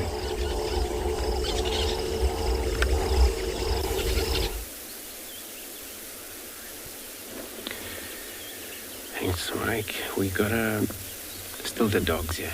It's so nice about them because sometimes every now and then they're popping their heads up just to make sure everything's okay around them. They're in thicket position.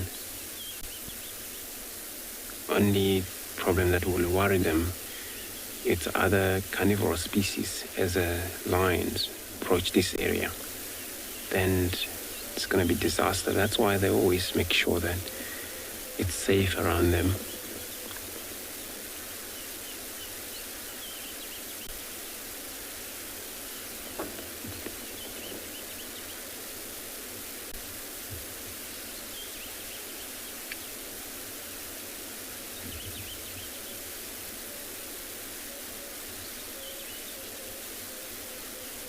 Probably went off for a poop, defecation. It's going to return back to the spot after that.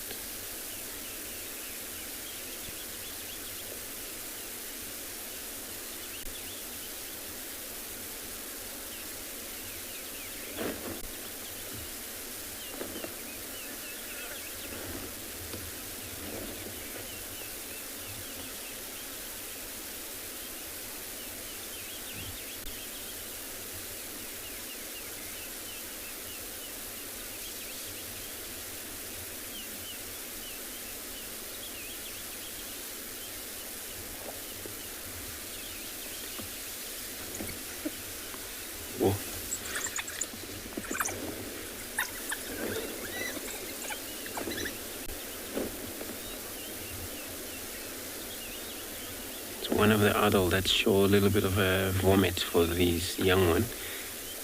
So all of them just ran to the one parent.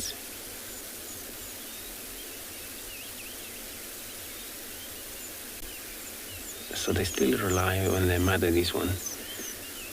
They can eat for themselves whenever there's a kill available. But the parents has to make sure they keep amount of food on their tummy during the resting period of the day, so that they can throw out for them quite a number of times so they feed.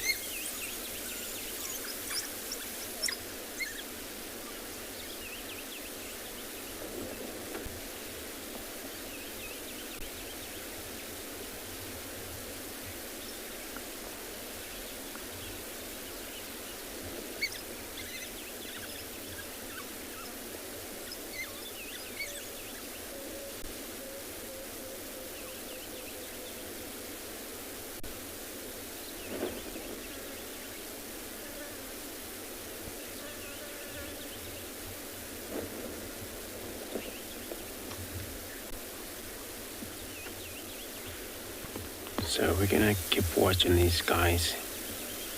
We'll probably get mobile soon and we'll see if we can keep up with them. I'm gonna be sending you across to Lauren with the cat in the shed.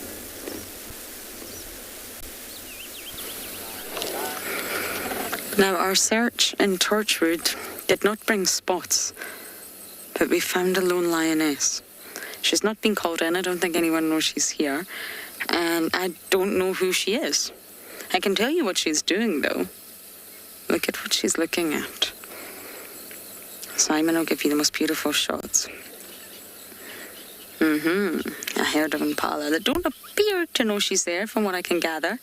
I don't know. Now, I'm speculating, everyone, if this is the same lioness that was possibly on Chitwa. Lone lioness, doesn't appear to be with the Pride, and it was called in as one of the Talamatis, blue eyes, and she wasn't looking very well. Now, I tried to get more information. I'm always hesitant to say until I can confirm, or I see a photo, or one of the team sees the photo. But sadly, we didn't see any images, and she's put her head down. So I'm not sure if it was the blue-eyed Talamati. That was just a speculation. I don't know if she's just resting or starting to stalk.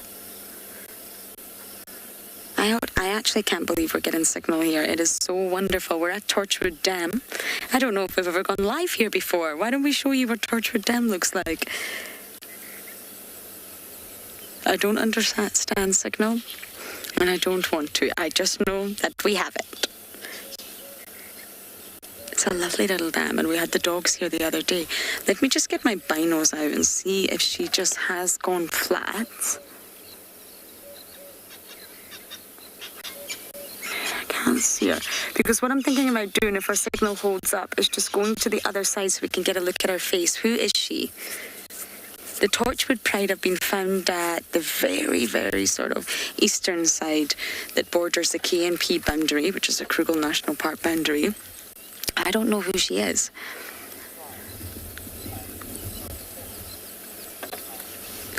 Oh, see, in the Sabi Sands, I could not possibly answer that question, but in the northern sector that we traverse, the Sabi Sands is very large. Let's see if we can get round here. We normally see the Nkuhumas. The Nkuhumas were very much our dominant pride for a long time, but we haven't seen them for quite a while. They seem to have shifted a little bit south. And then we have the Talamatis, and the Talamatis have very much became a dominant pride around here. Then we have the Torchwood Pride that we don't see too often, because they're normally a little bit east, but we definitely can see them. I'm just not too familiar with them. And then we used to sometimes see the Sticks. The Sticks were definitely one of the dominant prides around here, but then they went a bit nomadic. They lost their oldest lioness, they went slightly nomadic, and they didn't appear to have a territory. So those are the four main prides that you will definitely see, at least with WildEarth. So I'm going to try and get a better view for you all, but for now, let's go across to Tswalu.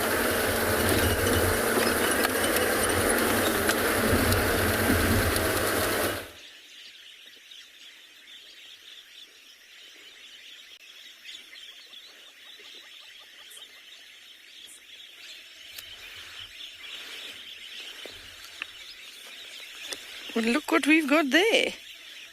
It is a booted eagle. A beautiful booted eagle. And you can just hear the chatter going on in the area. These in amongst all the wattled starling nests. And all the wattle starlings, they're busy just bringing food for all the chicks. Let me go forward. He just landed in the tree not too far from here. He's got all the ground squirrels' attention as well. They've just popped up out of the hole now because all they saw was a raptor. And they don't know whether they do need to be afraid of that or not. So he is, you see him there, Craig, he's in the top. So those very messy nests in the tree belong to the wattled starlings. And all the noise is the vocalization amongst all the birds busy feeding the chicks at this stage. So that booted eagle definitely, little baby birds would be a nice tasty morsel. So hence the reason it's hanging around. But he definitely gave the little ground squirrels in front of us a bit of a fright. They all stood up very, very quickly, ready to hide in the hole if needed. But just a sort of intra-African migrant, so it comes from the northern sections of the African continent all the way down south, just spends a couple of months here and then heads back up north. Actually, maybe Craig, the little ground squirrels are doing their, it just shows you how hot it is. I'm going to duck down so Craig can go over my head to show you. Yeah. So Zohan is commenting that today the eagles are representing whoop whoop. I absolutely agree with you. Those are little ground squirrels that as soon as that eagle flew earlier, were all standing straight up at attention, just watching what it was doing. Realized, okay, maybe it's not a threat for us, we can carry on feeding. But you can see now a very clear illustration how the squirrel actually uses its tail to create shade for its body. So they're busy feeding out in the open, and a squirrel needs to eat constantly. So they've got a very, very high energy requirement. So eating the whole day is essential. So when you have to eat in the hot, dry environments, it's nice and handy to carry your own umbrella. So the Cape ground squirrel.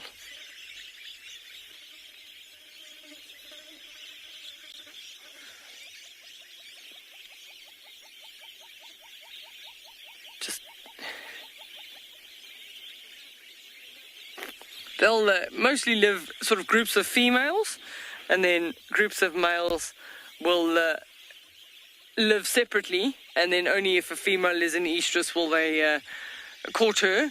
And apparently she's only in estrus for literally 3 hours. So the right male has to be with her at the right time in order for her to fall pregnant.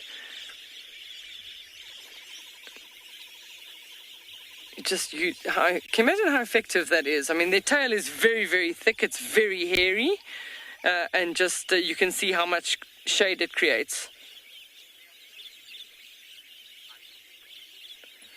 Iceline is commenting that they are so cute. They are quite cute, especially when you watch them eating with their two little front limbs like that. But you can see how effective that shade is. I mean, look at the one on the right in the sun versus the one on the left that's got his tail up over his body. He's in complete shade of his own making.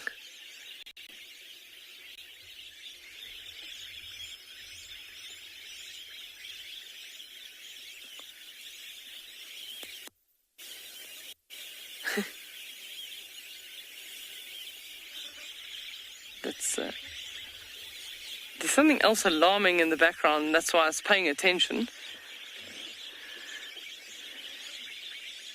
We're going to see what the squirrel sees, but we're going to send you across to Phinda, see what they've got.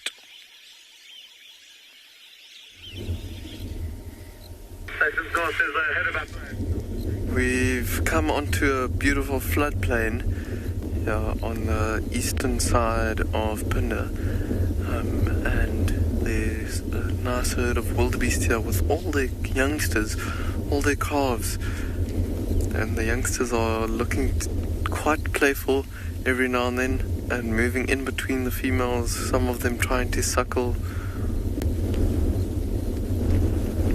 I'm sure you can hear the wind blowing on this floodplain as well. nice cool wind, and Odie and I actually hope that we can get a nice sunset. Oh my goodness, there's a black-bellied bustard right here next to us as well. Oh, he's running. He's running. Okay, I think Odie got him there. Just heard one call in the distance as well. Running with his long neck, trying to stretch his neck out as much as possible, trying to pick up speed. Come on, go onto the termite mound, let's see. No, just hiding behind it.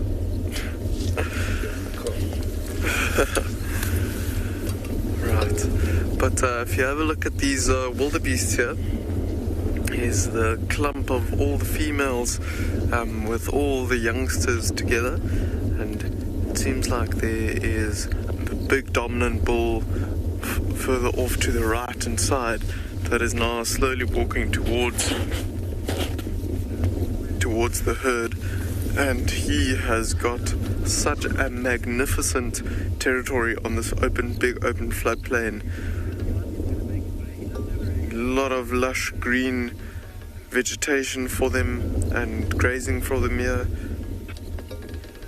Look, he's quite big compared to the other wildebeests.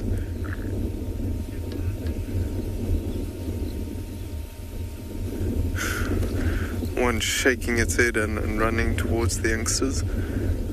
Interesting how the youngsters are such different colors to the females and the adults, and they'll turn darker the older they get. Oh, that big bull causing some trouble there. Don't know if you can hear that, but that is another wildebeest bull calling and making sure that this bull and the herd, or especially this bull that we're looking at, doesn't come close to his little patch of territory that he's got. Almost like this bull was also pushing them further away from where the sound was coming from.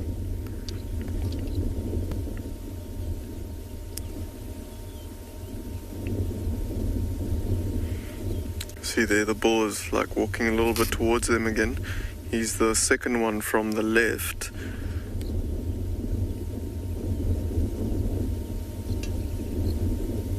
All the youngsters sticking very close to their mothers. I think it is suckle time. If I look close, I think I can see one or two that's maybe suckling there.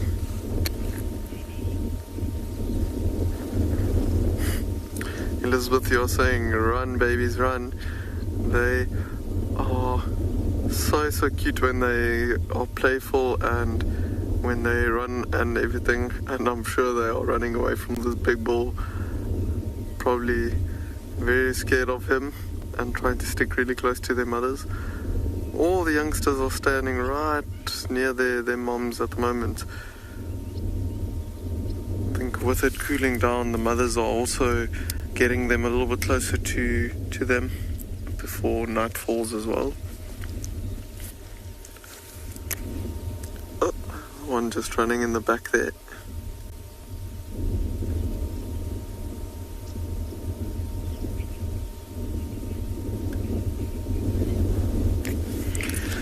But for now, I think we are going to stick around on this floodplain and see if there's some other animals around. You can see some zebras in the distance we might try and get to. But for now, we're going to send you over to Andrew that's got some wild dogs that are nice and active.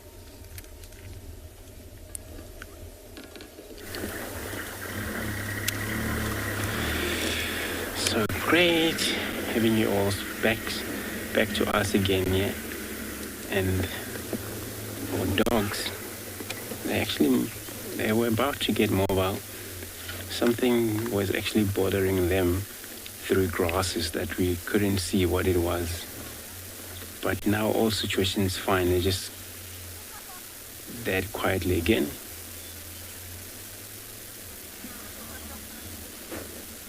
So the sun is slightly going down, where I think they might want to drink first things before they do their other hunt. Normal hunting for wild dogs. early morning. In the afternoon, they're probably going to take the ease unless if they get a chance of do that hunting. But and also the afternoon, they're also going to be looking at running around for a hunt.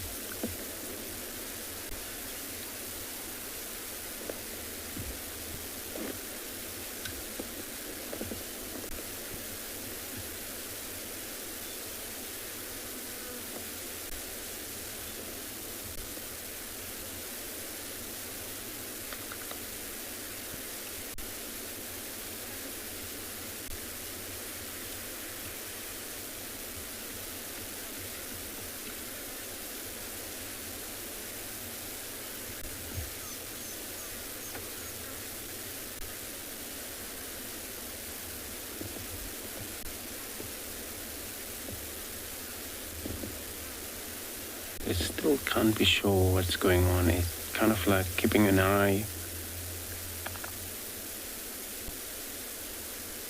think also leaving the Ngala log.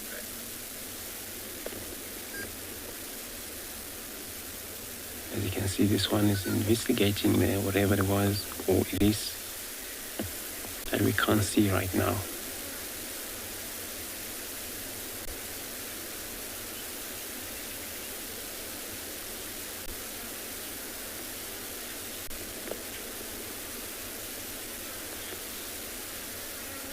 I'm also asking if these wild dogs move in packs. Yeah, they do move in packs, and that's depend.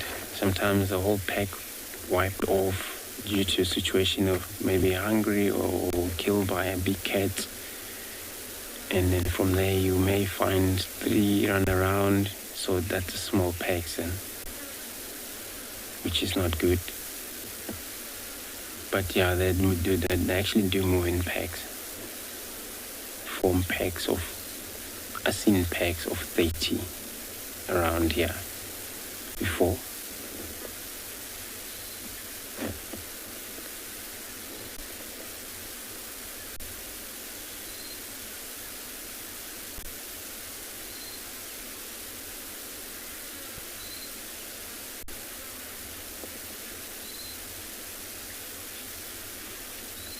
Also asking if all packs lead by females. So there's a 2 which is in control, and that is the pair of breeding. That's the one that controls the whole packs here. And all of everyone, males and the females, they are just helpers. They only assist in hunting, helping to raise these puppies. When it comes to feeding them, it's not only physical mother and the father doing that. It's the whole adult. They have to participate on regurgitating for these young ones to feed.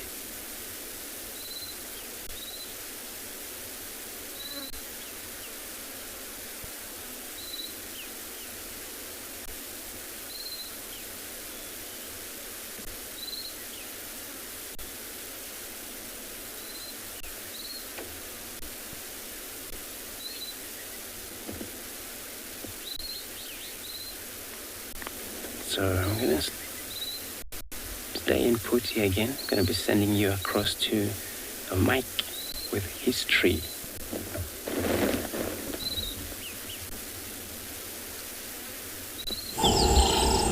So while we wait for those wild dogs to get active and for something to break the glassy surface of Leopard Dam, we noticed that next to our vehicle was a red bush willow. It's been pushed over at some point by elephants, some point probably before the summer. And so what I found very interesting is how this tree, even though it's been pushed over, must have some roots somewhere still stuck in the ground, that it's able to still put out shoots. As you can see there, the whole length of this tree, which at one stage must have been standing upright, is growing small little shoots of leaves. So this tree here, which was once standing tall and proud, pushed over, is now going to become a nice thick habitat for lots of other creatures, because you can see, look at all these little shoots coming up, and will turn into whole branches themselves at some point. absolutely incredible tree's capacity to recover from, what looks like a terrible wound almost inflicted by an elephant, terrible destruction. But they are very, very resilient, and so with just a few roots left in the ground, this tree started to put out shoots like this, which then are able to gather the sunlight and then put that back into energy to grow more roots. So from that one little patch, you'll find a whole bunch of roots are now growing back into the ground. And some trees are even able to grow roots all along the trunk. So wherever the trunk is touching the ground, more roots might be able to grow out from there. Pretty impressive. See, this has actually already been fed on by some small insects, so already providing nutrients for the cycle of life. You see underneath it's growing the grasses that you can see there are called buffalo grasses. Now those grasses only really grow where there's shelter. So not only did the elephants push this tree over and the tree is now starting to regrow, it's also sheltering this area, allowing the buffalo grasses and the guinea grasses to grow thick and luxuriant under there, which will in turn create more habitats for things like mice and birds, and of course create food for the elephants once again. It's a constant cycle. It just circles round and round and round. It's really, really an amazing cycle. Everything has a use. Nothing is wasted in nature. Something I find really, really interesting, and something we teach our students regularly about the ecological role of things. Everything has a value, an intrinsic value. Without it, everything else is less. I find it quite amazing. The dam itself is still quiet. You'll be able to see how still and glassy the water looks. It's not a windy day at all. It's quite a still day. And although there's lots of birds calling, francolins, southern white-crowned shrikes, spurfowls and doves, still waiting for the elusive elephant to turn up. The alarm calling that was happening earlier in the thickets, the thought might be the leopard making its way slowly back to the dam, has to stop. Alan, I agree with you. I mean, most things have an incredible will to live. Oh, is it Alice? Oh, Alice.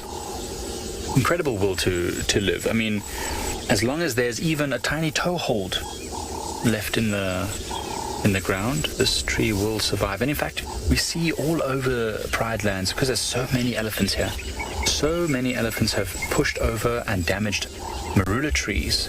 And marula trees have a capacity to live that is unbelievable, because they've got wood, right? And the heartwood is allowed to... Oh, my head is in the way slightly, my bad.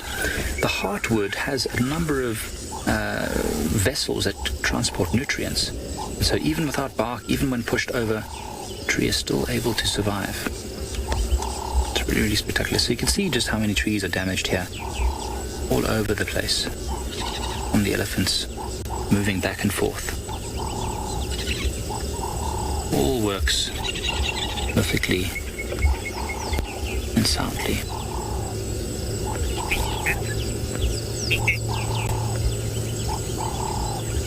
Still going to stick around a little bit longer. The sun is setting. Nothing turns up soon. We'll start to make our way and explore further.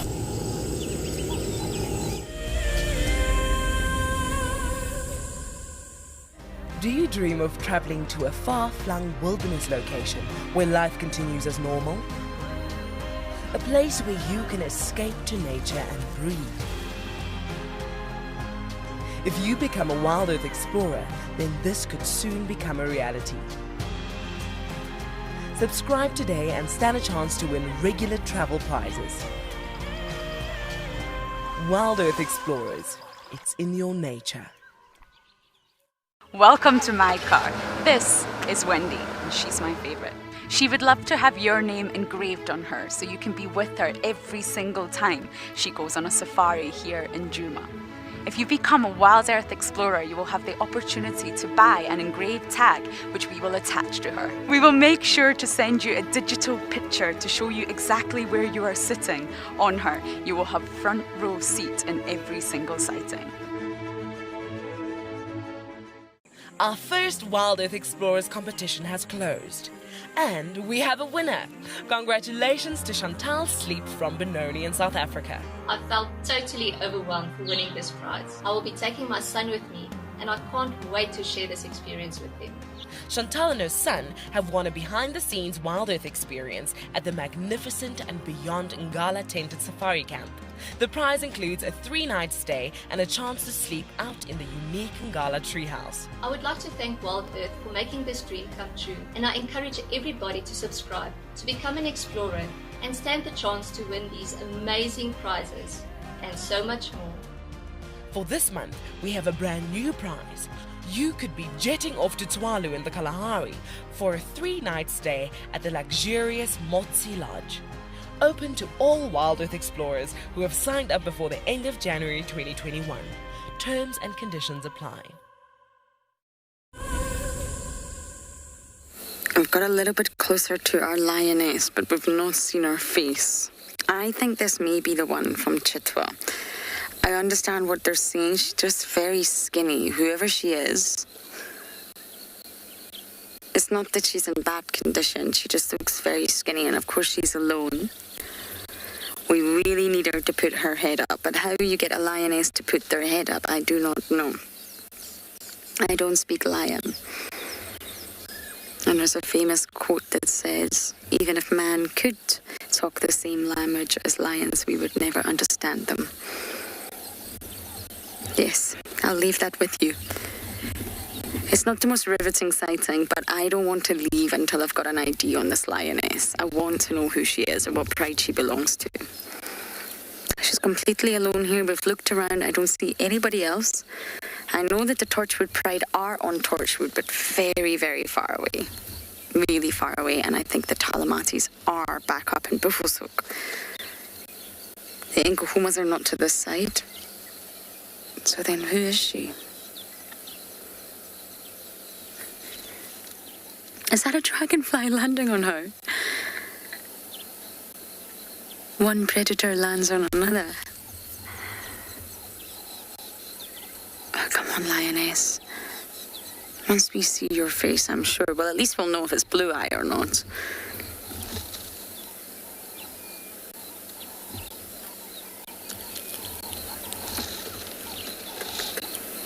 Class, very unlikely that different lion prides would merge. They're enemies. They're sort of true to their pride. And, well, it depends.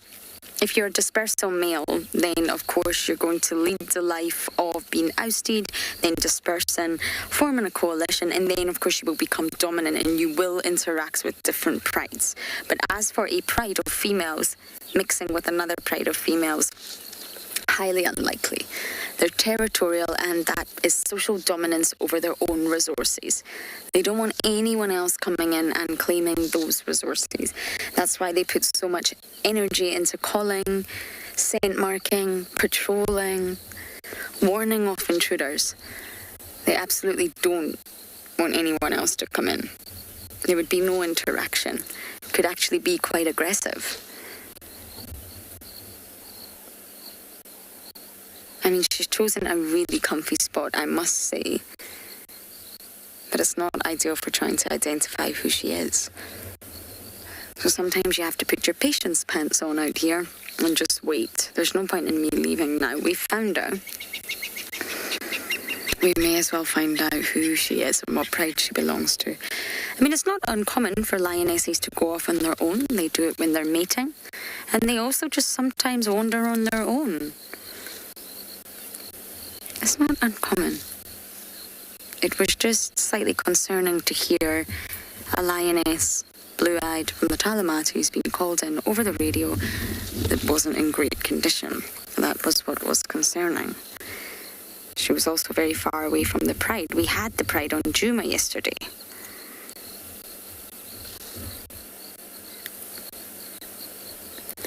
But their vocalizations travel great distances, so she absolutely could reunite with them. She'll just follow the contact calls. Their hearing is far better than ours, and we can hear their contact calls. So they'll be able to communicate with one another. and understand the direction it's coming from. For us, it's a case of, I think that call's coming from roughly this area. But for a lion, it's that call is definitely coming from this exact spot. So whoever she is, she'll be able to reunite with their pride. We used to find lone lionesses quite often in the Masai Mara.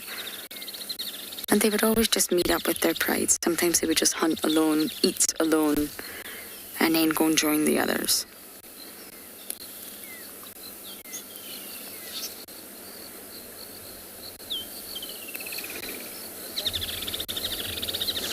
Okay, we're going to sit here a little bit longer to get an ID, but for now, we're going to send you across to Phinda with their big elephant bull.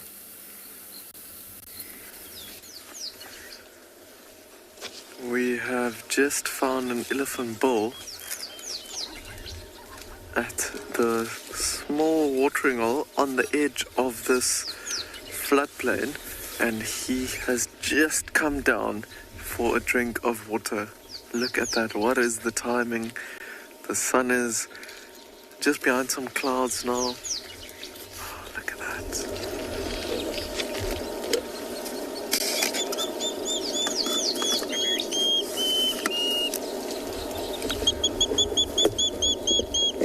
We had some elephants drinking this morning as well.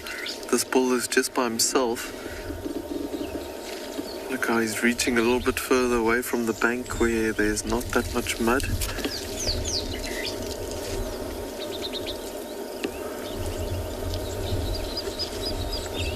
Slurping it up and spraying it very slowly at the moment into his mouth.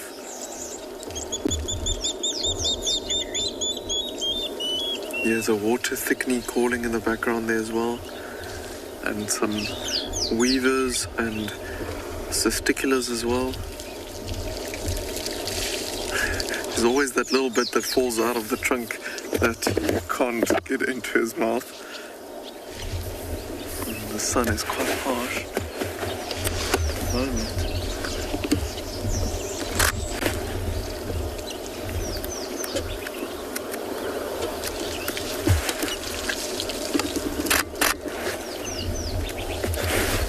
But I'm hoping that we get the nice sunset behind this elephant as he keeps on drinking. Still got a few minutes before the sun starts setting, but look how beautiful that is.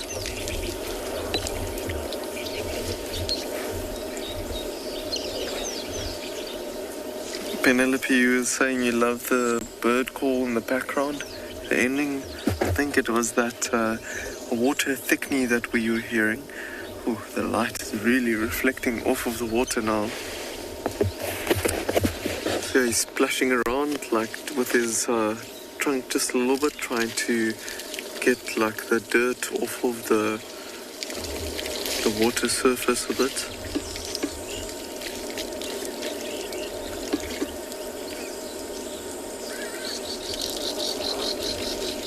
A little bit of water dribbling out of his mouth.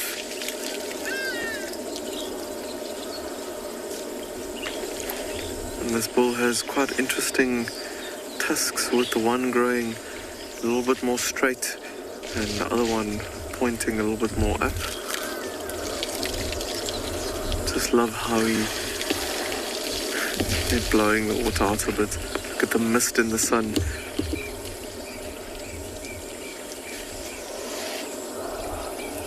Leopard Girl, you're asking how old this elephant bull is. Looking at his size, I would probably say around 30 years or so. But obviously very difficult to say exactly, it's just an estimate. He's got quite big indentations in his forehead there. Maybe even a little bit older, maybe like 35, somewhere around there. Body is not too big. Oh, he's had enough to drink, it seems.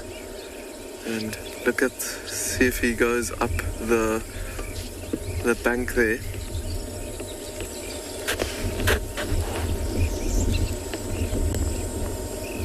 He's actually going around.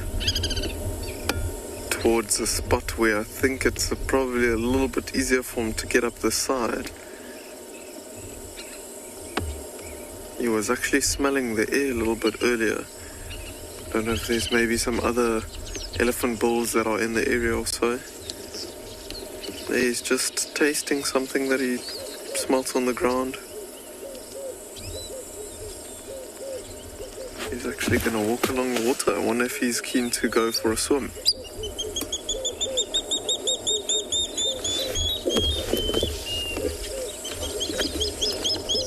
Eva, you're asking how animals keep themselves cool when it's hot like this?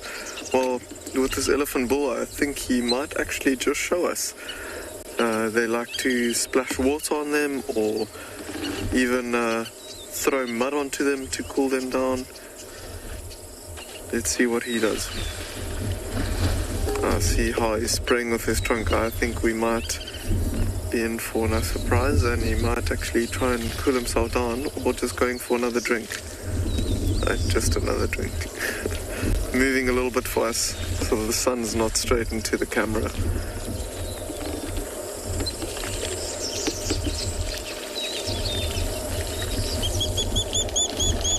Oh, now he's wasting a lot of water falling out of his mouth there. You didn't like me saying that.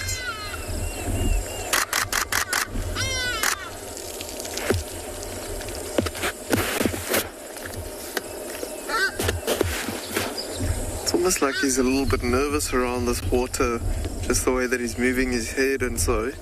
I don't think it's us, but there was some crocodiles moving around earlier.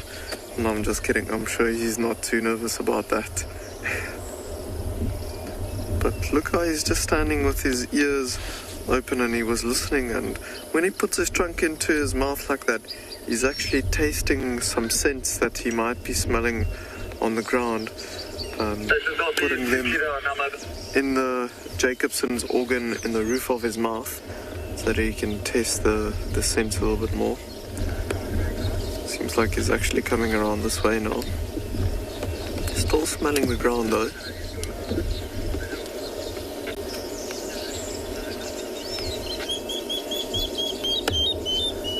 And here the water thickness there as well.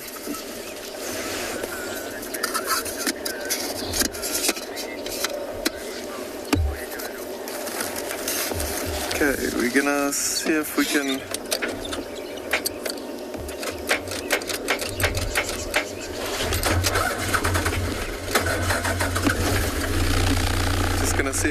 move. It seems like he's coming this way. But that he just keeps on moving off to the right. Look at this beautiful grassland. We still have about a 40 odd meters between us and him. So I don't think we'll be changing his behavior that much.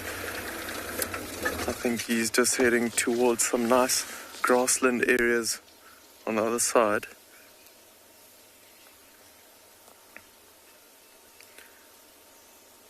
Julia, you're saying this is such a stunning scene. It is indeed. And look how he's giving us a beautiful view, coming a little bit closer to us and coming onto this open grassland behind him as well. Wow.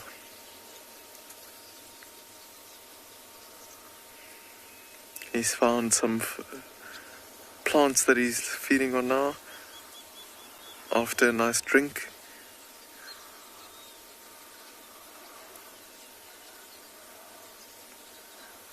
So he twists his trunk around the plant, snaps it off. He's actually grabbing quite a few before he puts it in his mouth, making it worthwhile for him.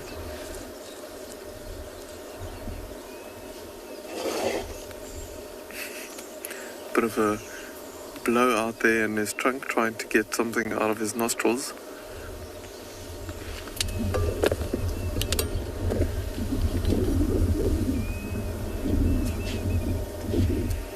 This light is so beautiful on him as well, with this very bright green grass. What a beautiful, beautiful scene. If you don't mind, I am definitely going to take some photos of this and all the background and everything at the moment. It is so beautiful. Wow.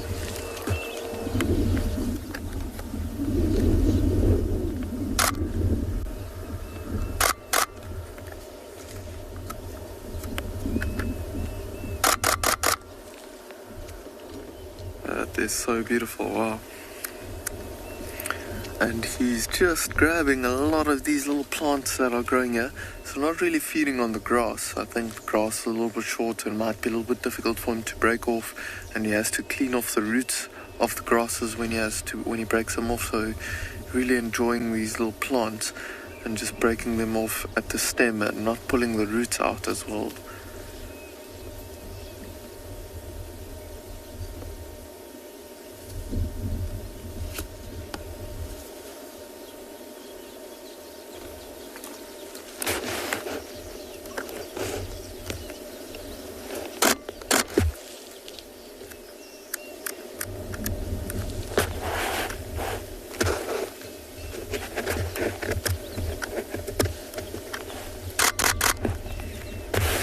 He's so quiet, you can just hear the birds calling in the background. Not making too much of a noise while he's feeding. Look how he just stopped feeding for a moment, smelling the air. And now he's on the move.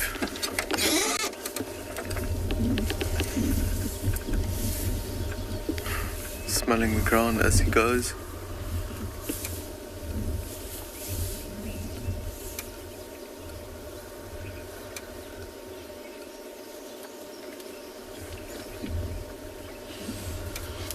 Class, you are saying such a beautiful elephant.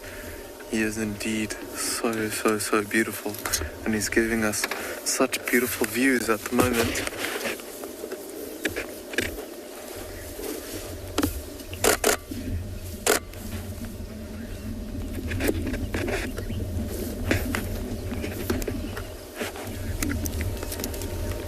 Look how he's feeding on some grass now, getting some long strands of grass. And see how he's flicking it. So that is what I was talking about earlier, how he's trying to get some of the dirt or so off of the roots that he pulls out.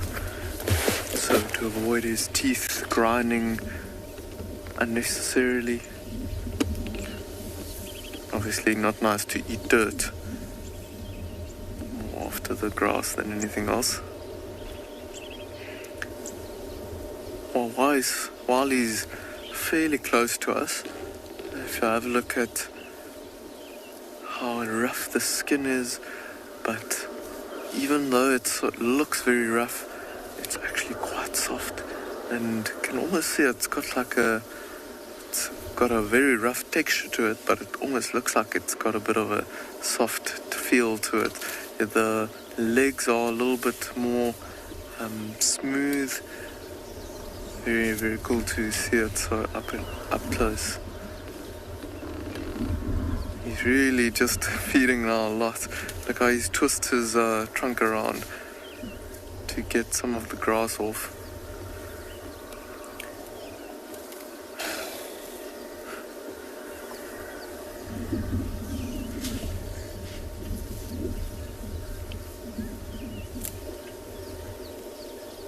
There's one long strand in his mouth now.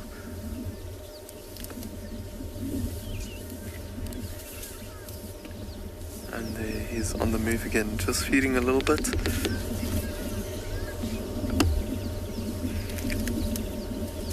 But for now I think we are gonna keep an eye on him, and we'll send you over to Andrew with some wild dogs.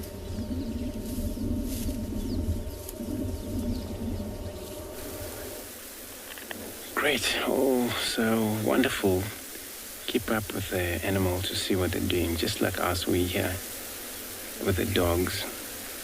Now, compared to the elephants, where elephants they rely on their trunks to feed using it as a hand, where here we get a dog where they rely on such kind of corporate hunter speed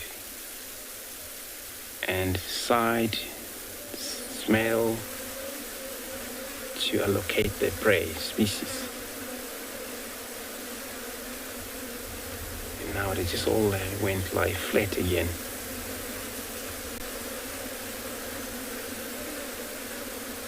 And this is the best time for them. If they ever want to move, it's a great chance. Because the cloud is taking place, so it's quite cool.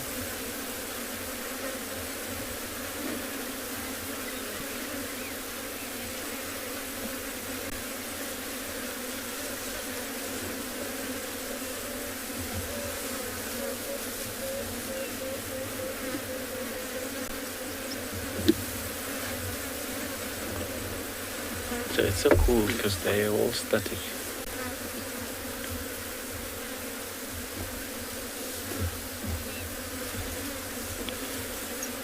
So you're asking what is my memorable wild dog sighting?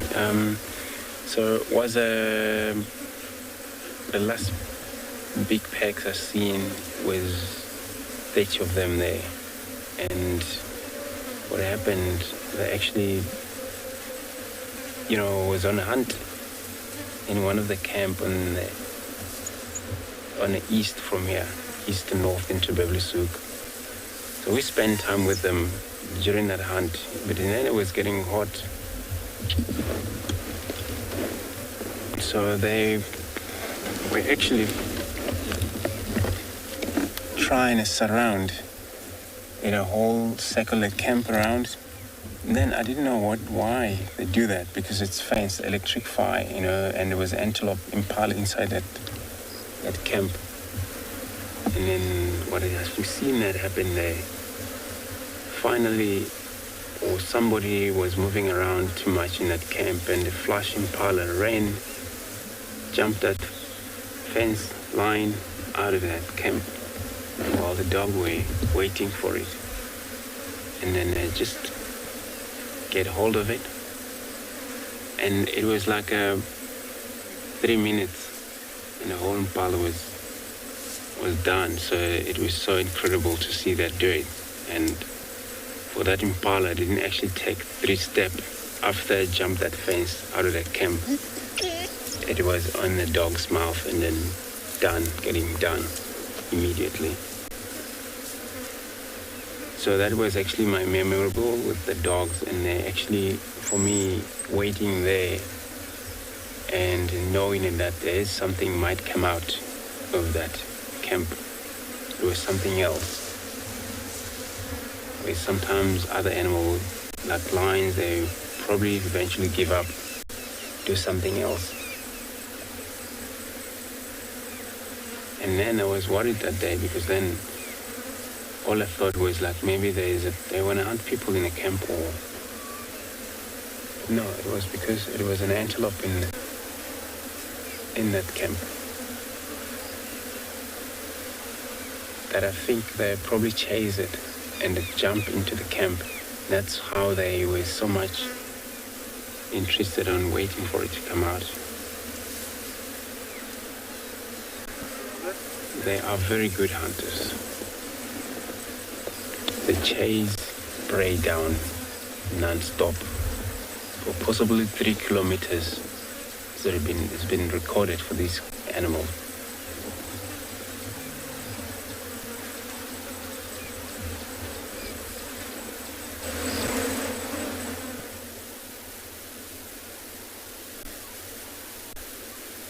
So run 55 kilometers an hour. But in that speed, where most of the antelope, they're speeding much than that. But you find, since they don't give up, then antelope get tired.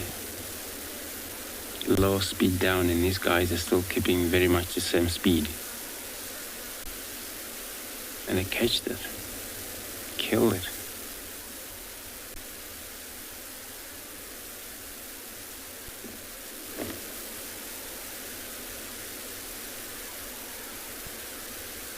So which means a lot of their kill is that when they get to the prey species, already exhausted, tired of running, and it's easy to die that way.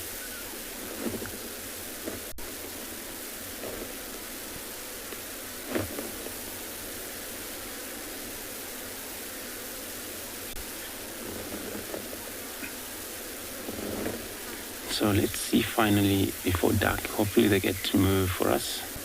We're going to be sending you across to Lauren with her lonely lioness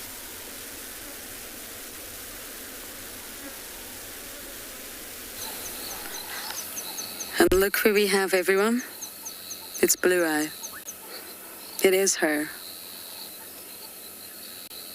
Hello, my beautiful girl. What are you doing on your own?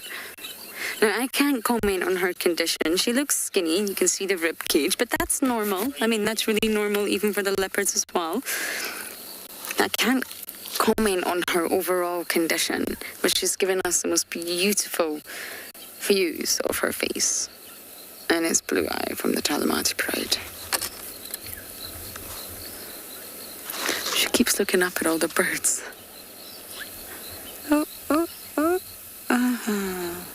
There we go. Are you going to wake up? It'd be so good if she just stood up. We may not stay with her the whole time, but at least we know it's her. The ID was correct yesterday, and I mean, she doesn't look particularly in bad condition to me. She just looks like she needs a good meal. And there's a lot of Impala just behind us. She really could, if she put the effort in, get herself a meal.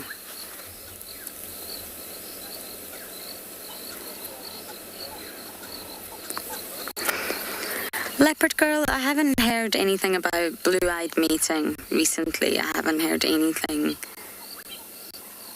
being called in about her mating. It would, of course, be with the Avocas. I don't think so. I don't think that's why we're seeing her on her own. Especially because she was called in not looking so good. That's what gets me. It was a tracker that called her in.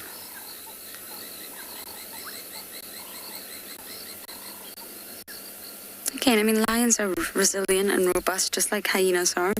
They're used to not eating for a few days. I mean, she's at Torchwood Dam, so she can easily get up and have a drink and hydrate. But I would just like to see her stand up, and then we'll really know.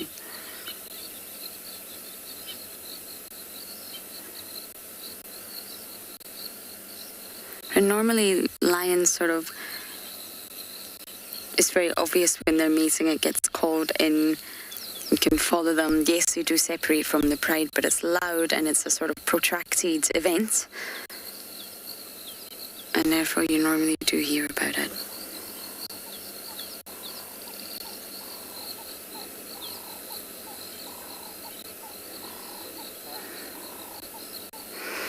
Okay, I may just stay here a tad longer to see if we can get a look at her condition, but for now we're going to send you across to Tswalu with their baboon.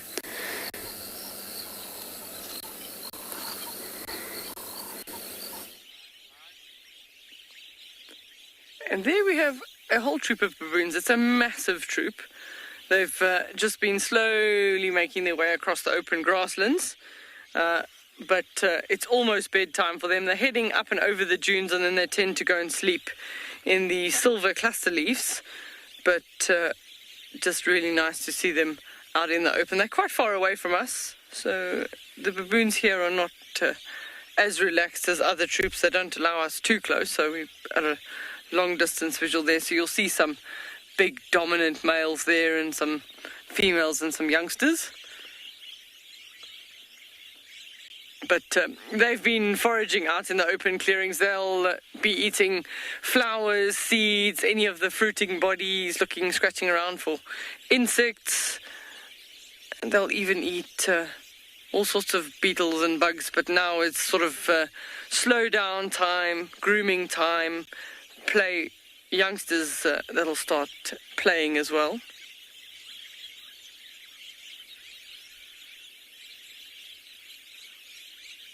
A bit more activity.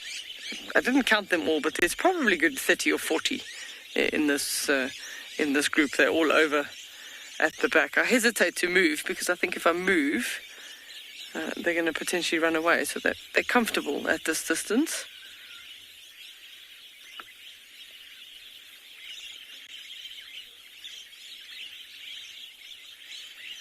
So this is typical for baboons. Just about an hour before the sun sets is to start heading back to where they're going to sleep in the trees for the night, or even up in the mountains. Here they decide whether they're going to sleep up in the taller trees or up in the mountains, but they'll land up close to home about an hour before the sun sets, and they'll do this sort of the grooming. The youngsters will play just to make sure that there is their tree, firstly, is available, that there's no predators around, and that they can sleep safely for the night, and there's also no other rival troop around.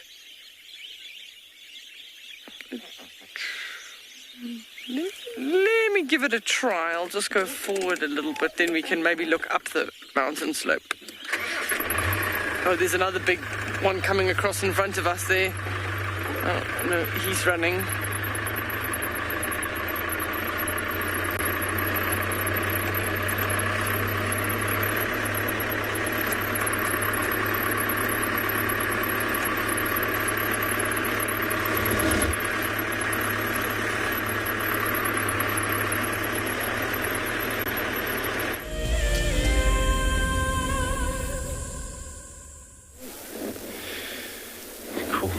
Still got a dogs.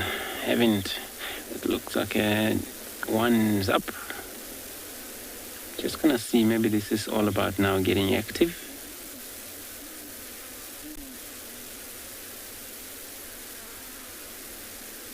That was the other vehicle that joined me here.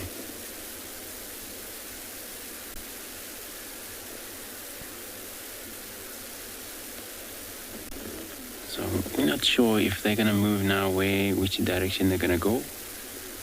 If they're gonna go back east, then they're heading back to quarantine, where it's a nice open area for them to exercise. They're running around hunting. That's where often you see Impala there.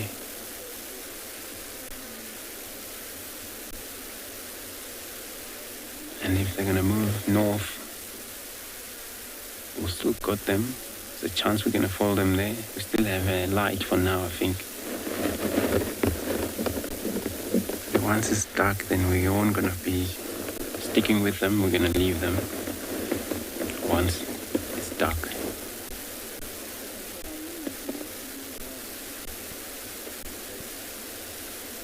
At night, they have a lot of challenges. Lions are enemies so much for these animals. Hyenas, those.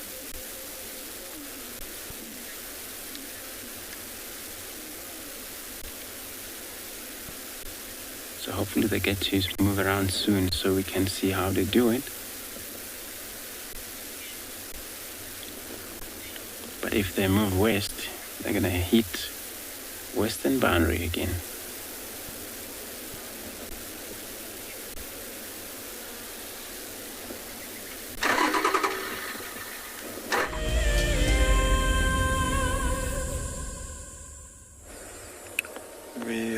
Just seen the crocodile in the watering area next to us, and he's just lurking around. Maybe when that elephant bull was coming to drink, he was below the water.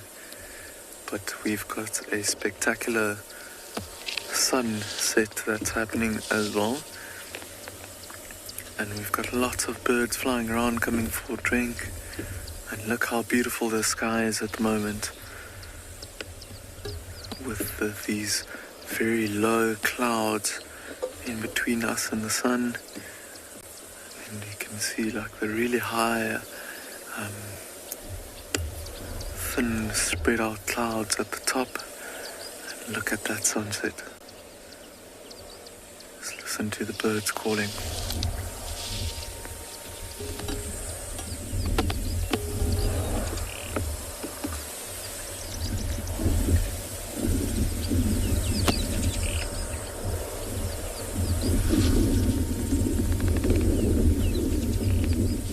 Another elephant bull that's also started moving out into the open grassland.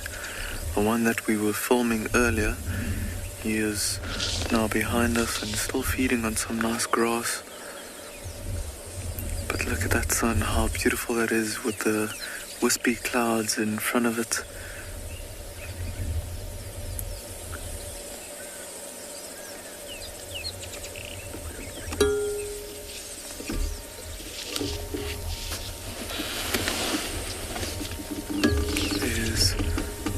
Elephant bull just coming across in this direction, general direction now, and that is probably the elephant that this other individual was following, who sent the other individual was following, smelling the ground and putting it into his mouth every now and then. And he's actually slowly coming this way, I think. He's done quite a bit of a loop, but I think he is aiming to come towards the water here. Let's see, if he keeps on walking in that direction, we might have him walk in front of the sun for us. Oh, but I think the sun is going to disappear because there's actually a massive bank of clouds close to the horizon that we could not see earlier. So the sun is going to disappear pretty soon. There's the other elephant ball that we were looking at earlier. Rosh, you were saying it was such a beautiful sunset. Yes, indeed. The sun is just about to disappear behind the clouds. So we'll keep an eye on the clouds and see if they change into some beautiful colors. But this is the elephant ball that we were filming earlier. And he is still going to town on some grass here. Hasn't stopped feeding since earlier. And is still just enjoying those long strands of grass that is in this area. See that trunk still halfway up the trunk is still wet from him drinking.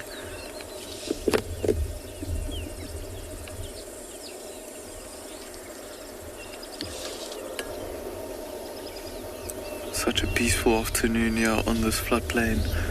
All the wildebeest, zebras and these elephants just feeding and very happy to spend the night on these open plains. The elephants might move away and keep on feeding through the night, but I think a lot of these plains animals are here for the green grass, but also to be able to keep an eye out for any predators that might be around them. There's actually a waterbuck coming out here next to us as well. And that elephant bull is still slowly coming this way. Everything's happening here around this watering hole, it seems. Just a waterbuck cow. See no horns, but that white ring on the bum.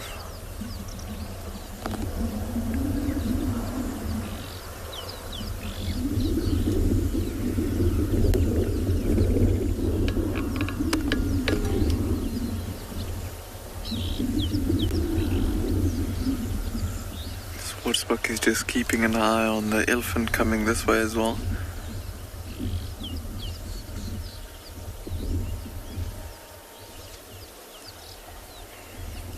Ooh. Elephant just threw some dust onto himself there in the back as well.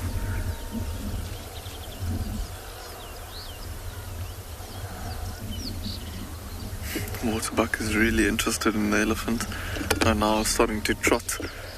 Maybe trying to get around the elephant. But for now I think Odie and I are gonna stick around this little spot just for a moment to see what the sunset does and what this elephant gets up to.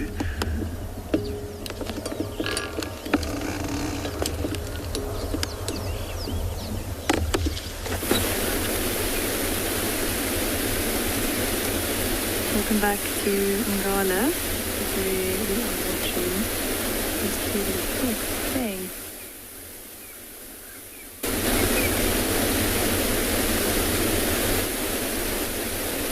We've driven quite a large section of the riverbed this afternoon, and we were around the central part and decided to loop back to this area where we found the lions this morning.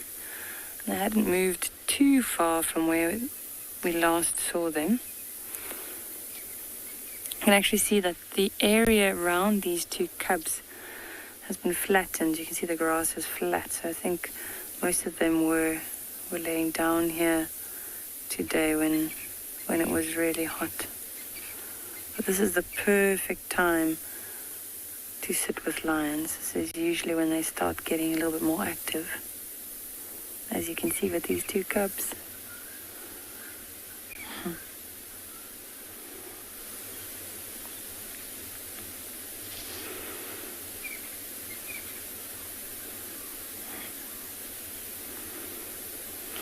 You can even see the lioness starting to groom herself, and she's been yawning, which is a good sign. Normally when they start grooming like this, it means that they might get up pretty soon, which is what we're hoping for. The males are still down. They're still fast asleep. We've been sitting with them for quite some time. Every now and again we saw a head, or one of them picking up their heads, and we got all excited, but they would move a meter and then just go back down. She's a beauty.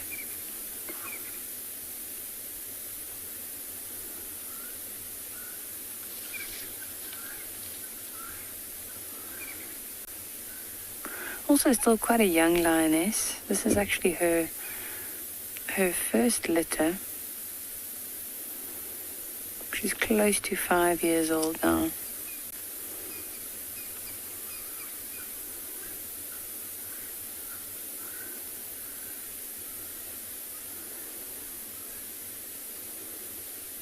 So perfect. I'm sure you guys have heard this before, but with, with aging, these cats... Oh, listen how she's calling the cubs.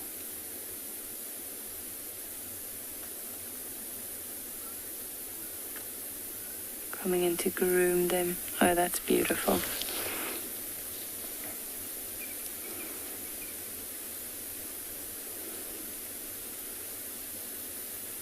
I was just going to point out how her nose isn't actually completely black yet, how it's still quite pink. And this morning we were having a look at these cubs. And normally with cubs this young, those noses will be completely pink. That's one of the ways you can tell that it's a younger animal. Obviously also the size. But look at that nose. Both of these cubs have quite dark noses, which is quite interesting. It's the first time I've seen cubs this young with noses this dark.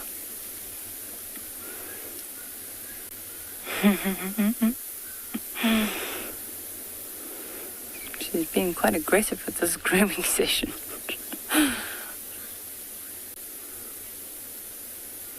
Oh, you can see the spots on their legs and their bellies so nicely now. No, Mom.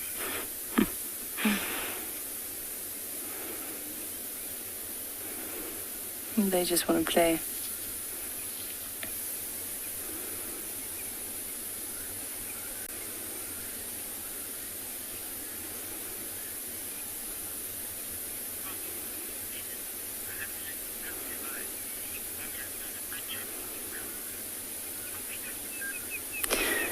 Megan is saying she absolutely loves their eyes and that Mom has done a great job with these cubs. Megan, I agree. We were actually just discussing that a few minutes ago, saying how well she's done. And, every time I've seen these cubs, these two cubs in particular, they've looked well fed and they've had really nice big round bellies. And if I look at them now, I saw her standing up a little bit earlier. And, she looks like she could use a meal, but the cubs have full bellies. So I'm wondering what they had to eat. But she really has done a really good job with these two. I was quite worried initially because she's kind of broken away from the rest of the pride. The last time I saw her with some of the other females was quite some time ago. And, not having the protection of the rest of the pride could potentially be a problem. But we've been seeing her hang out with the two Ross males quite often, so that does help. But she is a really good mother.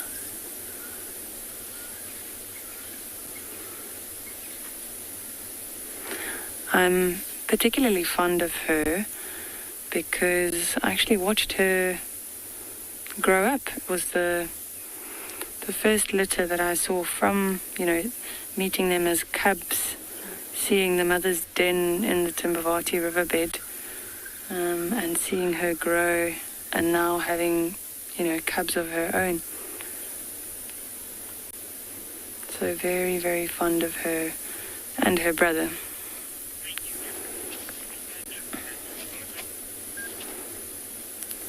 Right, we're going to stay with them for a little while longer, and we're going to send you back to Djuma, where Andrew is back with the wild dogs.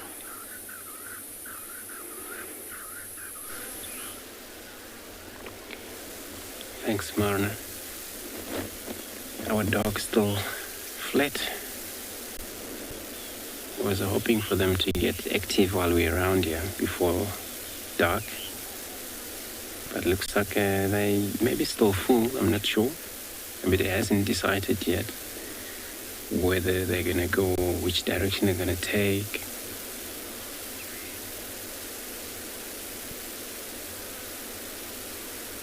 Then if nothing been decided by them yet, probably this is where they're going to stay. Or there's no moon, looks like there won't be any moon tonight.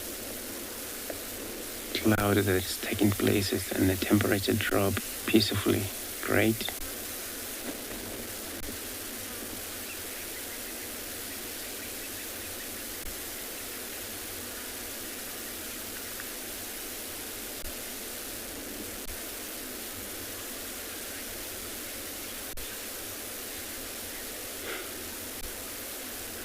RMO. So you're saying they have a nice background jungle to nap for the night? Yes, they do. But again, at night, they need to be careful. As you can see, even now when they raise their heads, look around for any enemy will respond or come to this area. So it's rather they be in a very open area, but then they can, in advance, see a danger coming from distances. So they can plan and move out of the area out of here. Just gonna respond to the radio quickly. Yeah, station, I copy you. So I'm on quarantine. Are you still on quarantine? Gonna still move, but then it's gonna be late for us to be able to keep up with them, because once it's dark, we weren't gonna be following them there.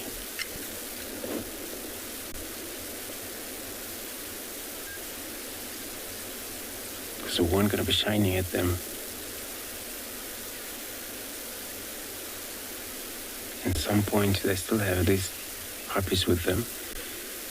They still need to survive. At night, it's a lot of risk they go through.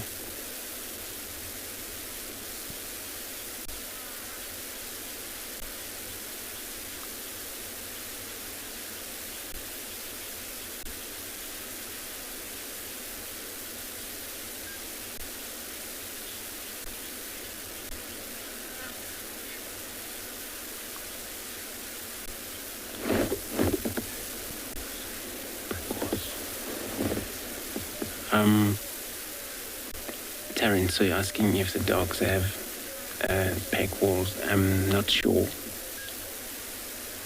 but I'm gonna double check that out.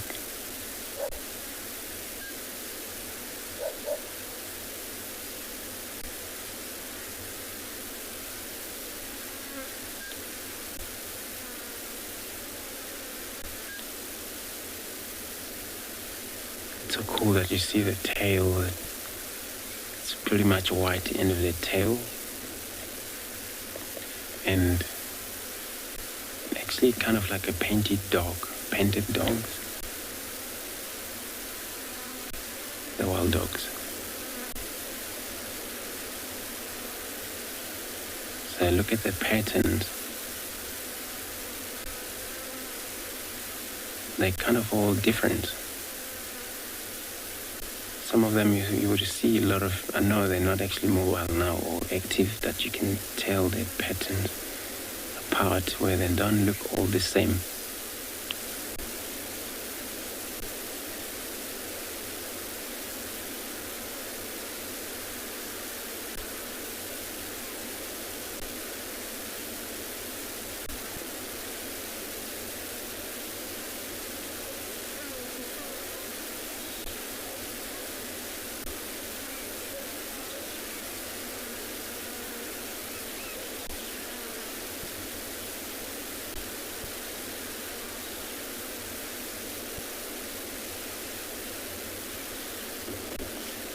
And they have a problem with some disease taking places among these animals, especially dogs.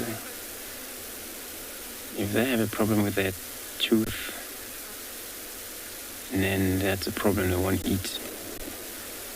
And they only rely on their teeth, and all animals do.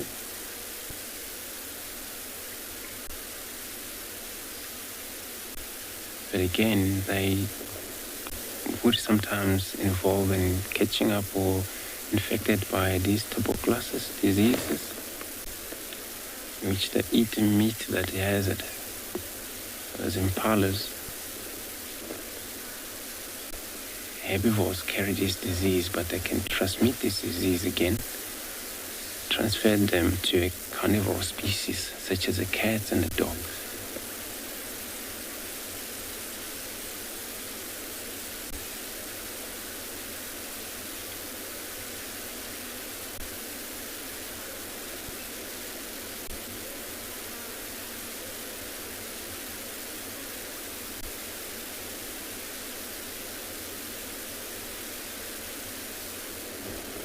And the reason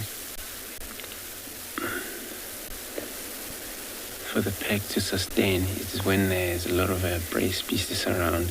So I'm going to leave them, and then I'm probably going to check with them while I'm going to be sending you across to Ngala with their line.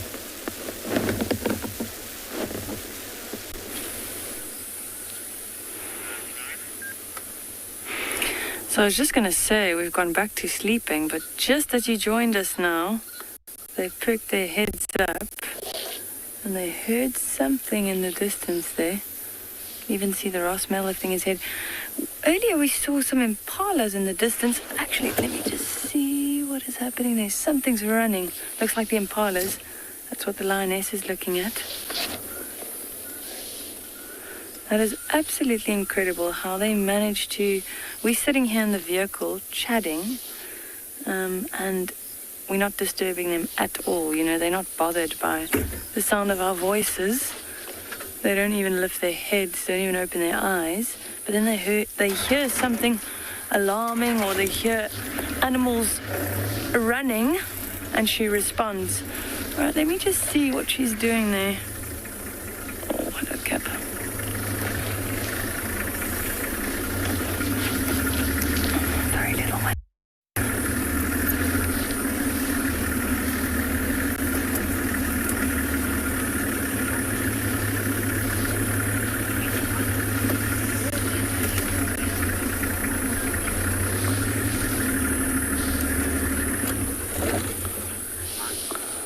I think we're going to send you back to Phinda with an elephant bull.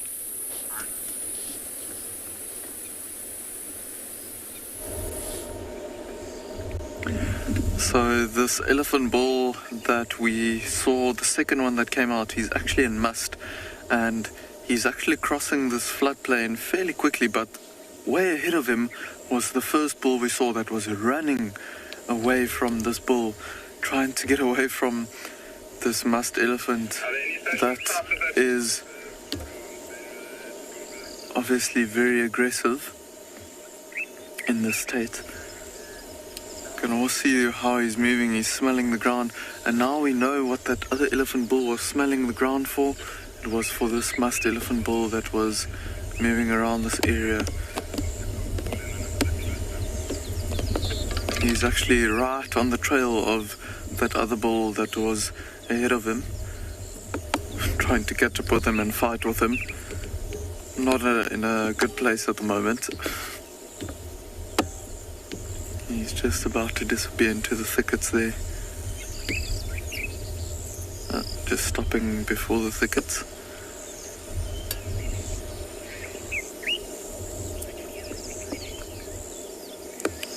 And Josie, you're saying it looks like this bull was gliding.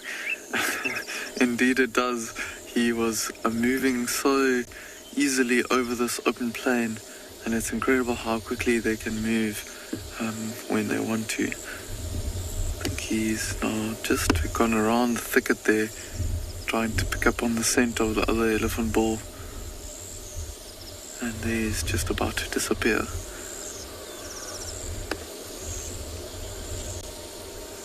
Oh, there's actually two Ngala bulls that have started to clash a bit of horns here off to the side now that the elephants moved off. Actually looking at us now that I said Ngala bulls, almost like they heard me and looking in this direction. Oh.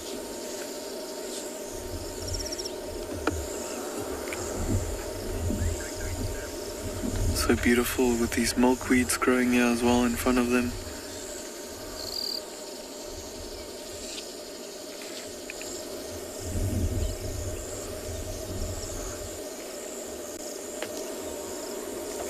The one's given up. Not often you see Ngala bulls clash with their horns, but I think this was just a friendly sparring. It wasn't a full-on fight, otherwise it would have been way more aggressive.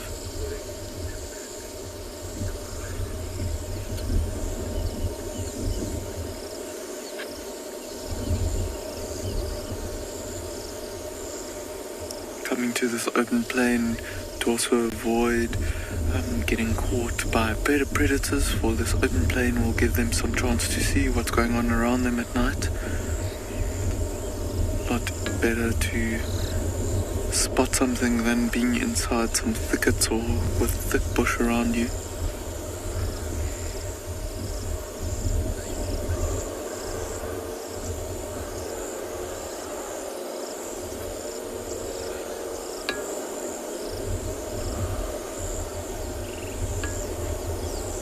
But it's quickly getting dark here now.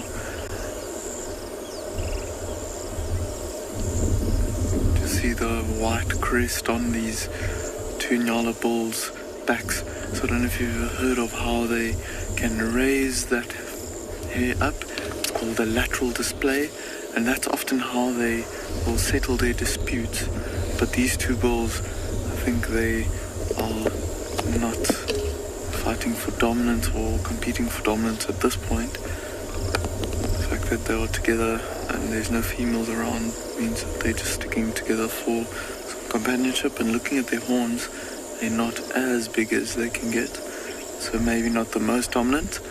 But for now I think Odie and I are going to keep on going and leave these plains game and Ngalas to keep on feeding away and spend the night on the floodplain.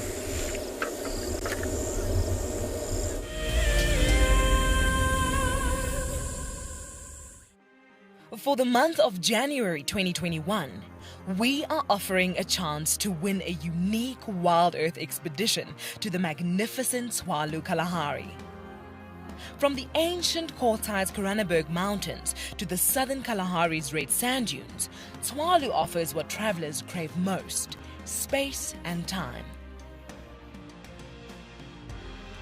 The winner will explore this landscape in a vehicle, on foot, or on horseback, with a chance to go behind the scenes with WildEarth and of course meet the meerkats.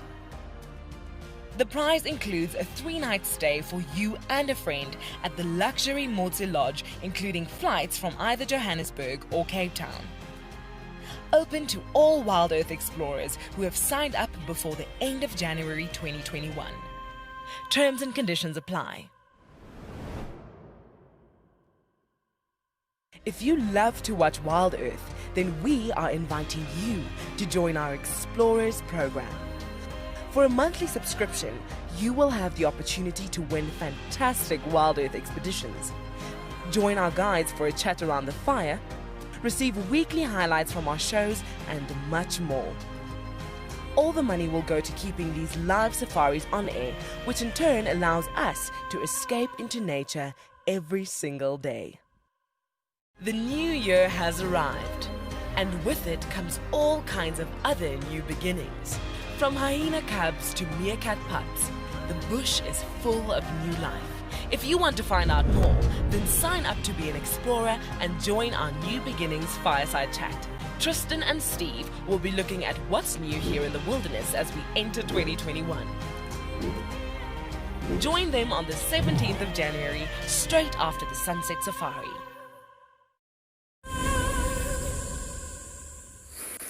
From one female panthera cat to another, we have Miss Kalamba. I don't know why I thought she would be anywhere else, but she's at the bush Prrivate on quarantine, where she always is. Now, to Ghana, we tried to relocate. We had no luck. He could be there. He really, really could be there. But the drainage line is just so thick. I mean, we didn't see him. There's still a leg left on the Impala, but that's about it. And the lone lioness, Blue Eye, from the Talamati Pride, stayed flat for quite some time, so we decided to come, and Miss Kalamba was found. Not too far away from where Andrew had the dogs. We are at the southern side of quarantine, and the dogs are at the western side of quarantine. So still roughly in the same area.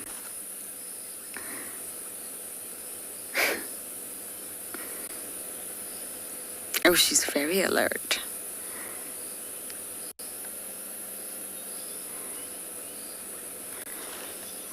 It's good to see her.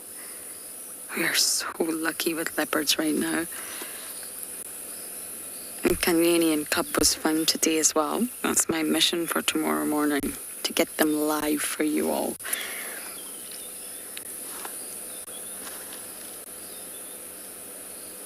We speak about them a lot, but I don't think we've managed to have Nkanyeni live for years. But now that our traverse has expanded and we're so lucky to traverse 5 different properties, we'll go and search for her tomorrow.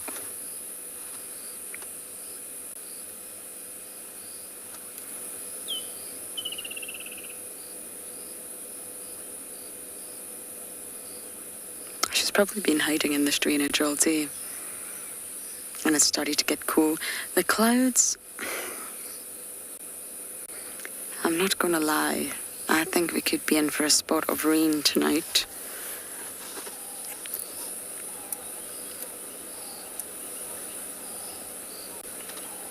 Should we go into infrared, Simon? Okay, I think we should. We're losing a little bit of light here, so ta-da!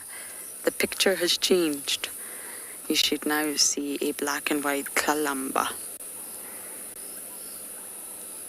There's no actual light being shown on Kalamba, I must say. Not from our vehicle. We don't have any lights on. It's the infrared light that we put on top of our camera that causes that eye shine.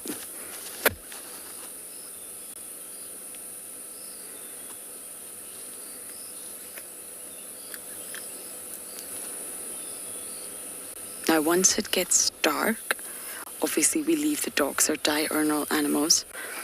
And we don't stay with them. Even though we do have infrared capabilities on our vehicle, we don't stay with the dogs. It's sort of a general guiding rule out here. But of course, Kalamba's nocturnal, a nocturnal predator, and you can stay with them. FC, can I just check you're still there? I'm just gone a bit silent at our end.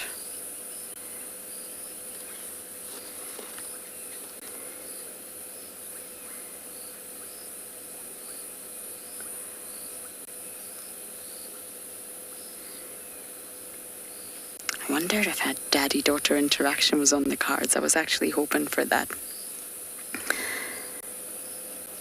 Tingana's really not far away. Really not far away. Uh-oh, Princess is going to get mobile.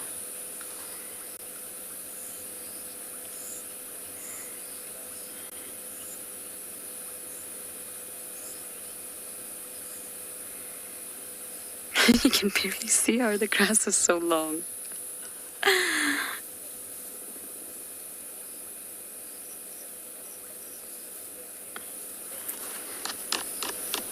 Nicanova. I don't think the leopards necessarily prefer it here. I just think we're incredibly lucky to have a very habituated population of leopards. There's a high density of them. And she's gone right behind the vehicle, of course. There's a high density of leopards, and they're just all mostly very, very habituated, and that's why we're so lucky. But there's 9 different subspecies of leopards across the world. They're generally shy and elusive in nature, but here in the Sabi Sands, we're just incredibly lucky. And we forget that, all of us. I think all of us would put our hand on our heart and say that sometimes we forget that.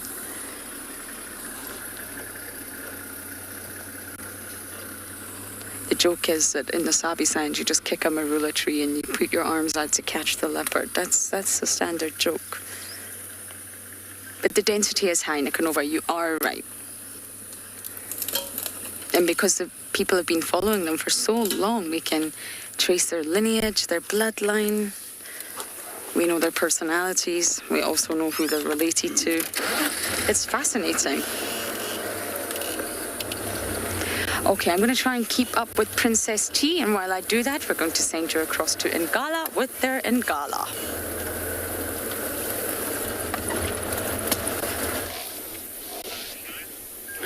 So we just managed to see what attracted her attention or what ran past earlier and what made her get up. So we saw some impalas running past, and it looked like it was the rams chasing the ewes. She didn't go very far though, and just went down behind this little bush. She definitely knows that she has to wait for the cover of darkness. That's when she stands the best chance of actually catching something, if that is what she wants to do. A lot of the times I've seen lions with full bellies. You know, you'd think they couldn't eat another bite or they couldn't have any more food. Also perking up and just watching if there were herbivores running past. They just can't help themselves, you know. It's just that natural instinct. But I do believe that she might be hungry, and there is a good chance that she might hunt something tonight. Earlier I mentioned how good it was that, you know, she's been hanging around with the Ross males for protection for the youngsters. But in a way, it's also not a good thing. If she does decide to catch one of these impalas, with the Ross males around, they'll definitely chase her off the carcass, and they'll probably feed first. And because it's an impala and it's not a large antelope, there probably won't be much left of that carcass. So that's one of the negative things. And also, if she does bring down that impala and she starts feeding, and maybe the cubs start feeding with her, you know, if the Ross males are a bit slow out of the blocks and they only join them later, the males might fight with them, or they might potentially injure the cubs just to get to the food. That is not uncommon. When they're around a carcass, you know, it's every lion or lioness for him or herself. And it's survival of the fittest.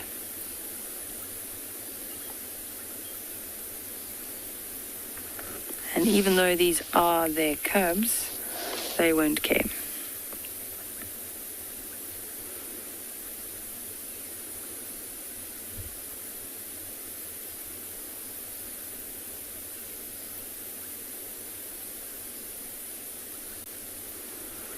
Like I said, slowly starting to show more signs of movement. This is the time that they generally start getting active. The books will say that lions are active for only maybe around 5 hours of the day. And it's usually 5 strenuous hours. You can imagine stalking and hunting something at night, and they generally travel for long distances as well. Not always, but in certain instances.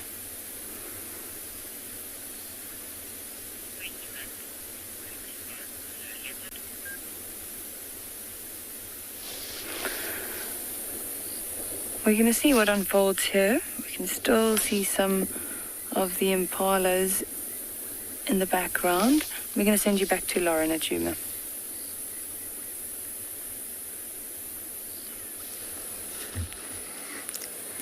Princess T on her throne, and I really mean that when I say this. This is a fallen over, I'm pretty sure it's a marula, a dead marula, a long time ago. And there has been so many mornings we've driven along quarantine and Kalamba is just sitting on this log. They're little creatures of habit. I guess we all are. We have routines without even realizing it.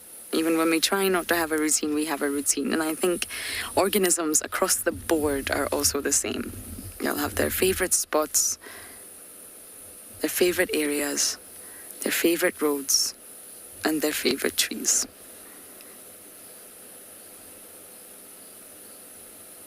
It's a good vantage point. It's thick, it's flat. It's the perfect place to rest. And she can blend in and just scan her environment, scan quarantine, which is an open area for us.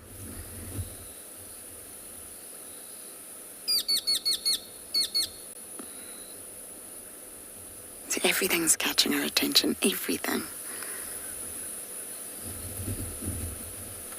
It would not surprise me if Miss Kalamba hunted tonight.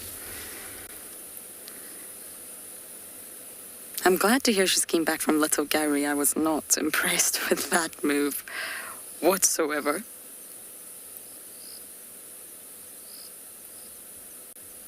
Maybe she was just exploring. Maybe she's expanding her territory.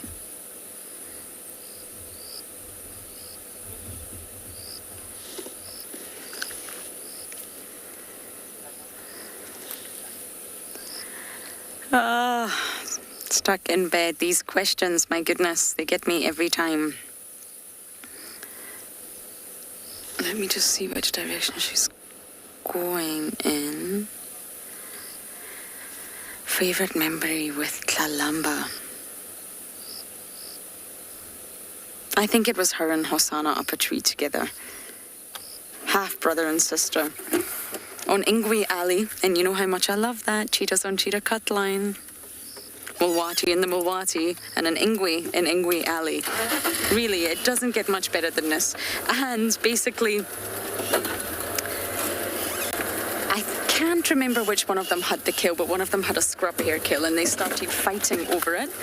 And Hosanna stole her kill, took it up the other marula, so that both of them were up adjacent marulas, just growling at one another, very unhappy with one another. And although it maybe doesn't sound great, but it was just a really, really wonderful sighting of the two of them. Constantly trying to steal from one another, familiar with one another, related to one another. And they just stared at each other, really unhappy. One had half the scrub hair, the other had the other half. So I think stuck in bed, that's one of my favorites. It's a very difficult question. I actually have no idea where she is. I'm going to have to get my spotlight from the deep dark hole that is Wendy. It's like a Mary Poppins bag. Oh, and yes, that's not working.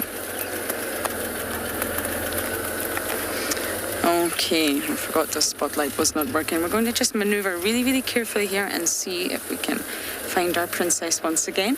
But for now, we're going to send you back to those lions at Ngala.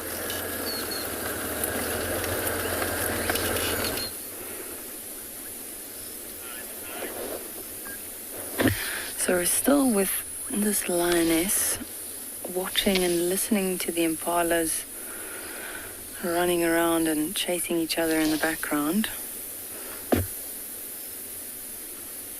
Yeah, I could actually hear horns clashing a minute ago. Now, generally, the impala rutting season is in winter, so around May. But at the end of January or mid-January, the day length starts shortening, and that triggers an increase in the testosterone levels in the males, and that's why you'll start seeing them chasing each other around like this. Well, this is the perfect opportunity for a predator to try and catch one of these guys. Their awareness drops, and all they want to do is fight each other and chase around the females. So that's generally what happens. We see the predators hunting a lot of these males that are preoccupied with other things. This is the perfect area for her to hunt in as well. There are nice big clearings just on the other side of where we are now. So she's got a lot of cover, nice little shrubs, guarri bushes scattered all around here, which she'll use as cover. She still needs to get quite close to them, even though she can see a lot better than them at night. She still has to ambush them.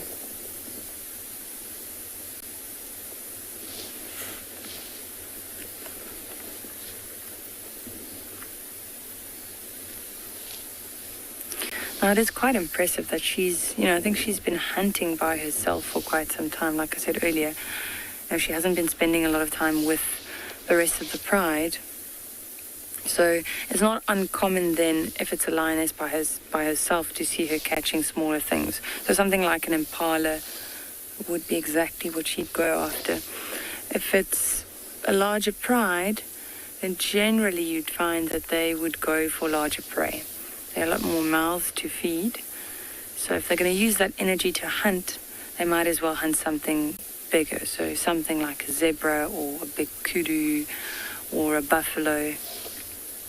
There's a lot more meat, and also there's a lot more space around the carcass, so they don't have to fight for a position where they can feed.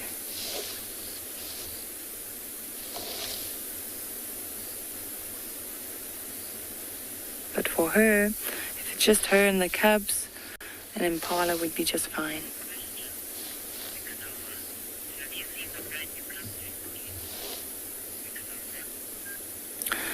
Nicanova is asking if I've seen the brand new cubs recently. Nicanova, we have not. I have actually never seen these cubs, or I haven't been lucky enough to see them. Only 2 of the guides have actually seen them. They're still really, really small. They're only about a month old now, as far as we could see. But the lioness, the mother of these cubs, she was seen today crossing the riverbed. So she is still denning in that same area, but the cubs weren't seen. So hopefully pretty soon we'll get a view of them. I'm really hoping we will.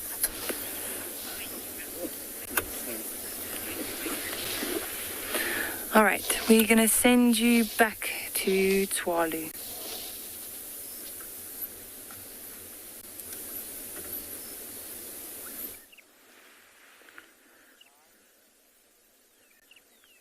So we are laughing at FC because they're like, that's a beautiful landscape. Do you guys just want to stop there for the landscape? And it was actually the cheetahs. We finally found them. So it's the mum and her 2 cubs that have literally been lying up in the grass, just sticking their ears out for most of the other guides. But it looks like we might get some action. She is quite hungry. She hasn't eaten in a while. You can actually see there how very thin she's looking around the belly area.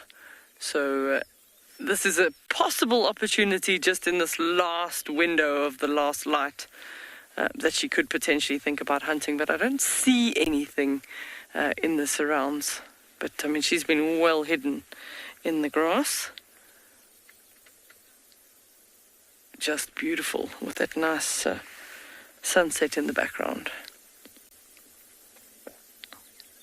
So mum's the taller one of the 2, and then this is one of the cubs. It's 1 male cub and 1 female cub, but they're almost sub-adults. They don't know it yet, but they're about to be abandoned at some point because they're getting old enough that they should be able to look after themselves. Then she's ready for mating for the next ones. So they're all just...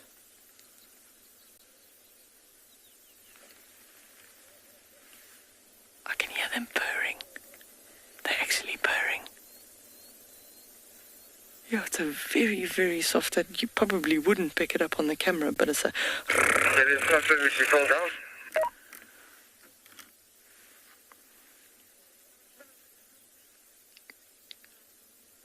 That's nice. While they're busy grooming, they're just enjoying that. That's why they're sort of purring. It's a very soft sound.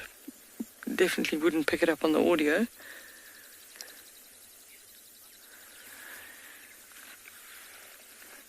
Lisa's comment is beautiful mama and her babies. Absolutely. She's done really, really well. This particular female actually started with 5.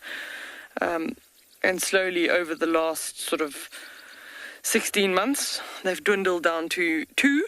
But still, it's a challenge to feed that many mouths. But you can just see the absolute love for her children there while she's grooming them.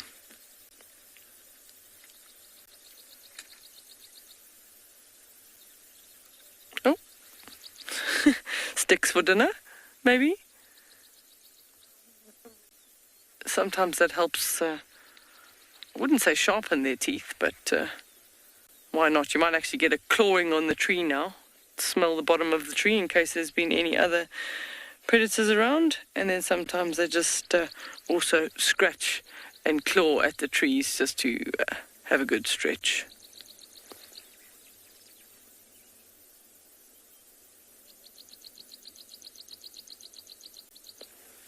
She's on alert. She is looking around, but as Craig and I look around, I don't see anything. She's not far from a waterhole, so it's a pretty smart place to be, in that there may be other animals coming towards the waterhole. But she's been lying up here now for the last 2-3 hours, and she's looking to move. So before these ones get mobile, we're going to send you across to Lauren, who's got something else with spots that's mobile.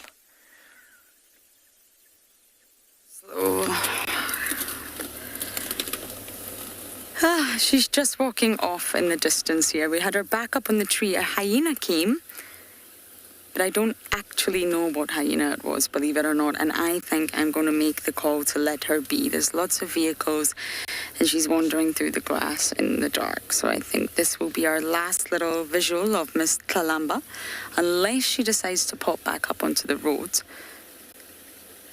But it doesn't look like she will at this present moment in time.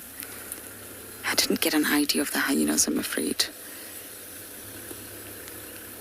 But we're just going to let her wander off into the dark, undisturbed, weaving through the terrain that is quarantine.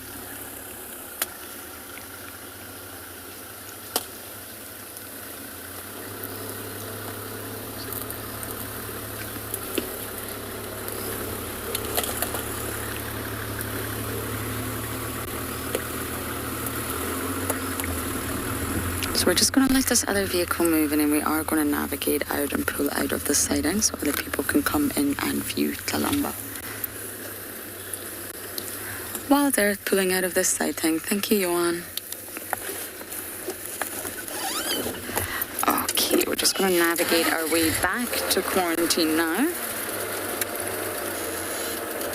Sometimes at night you just have to call it. You just have to use your judgment. We had some really good visuals of her. The grass is long, and sometimes you just have to decide to let the animal be and call it. But hopefully, she'll be around quarantine tomorrow morning, especially if she makes a successful kill. And of course, the dogs are really not too far away. So we're going to do our last little bumble around quarantine and see if we can see anything else that's not Kalamba.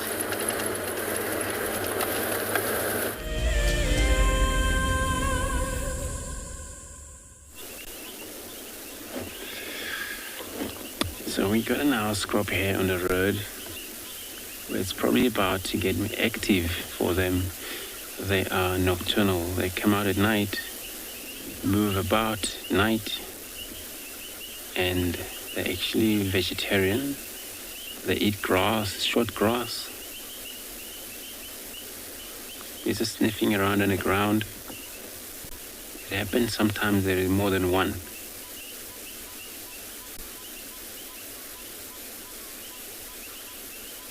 So the scrub hare, there is a difference between rabbit and the scrub hare. Where the rabbit, they're more likely, when they give birth to their young one, they, without the fur or hair on their coat, where the scrub hare give birth to a hairy little one.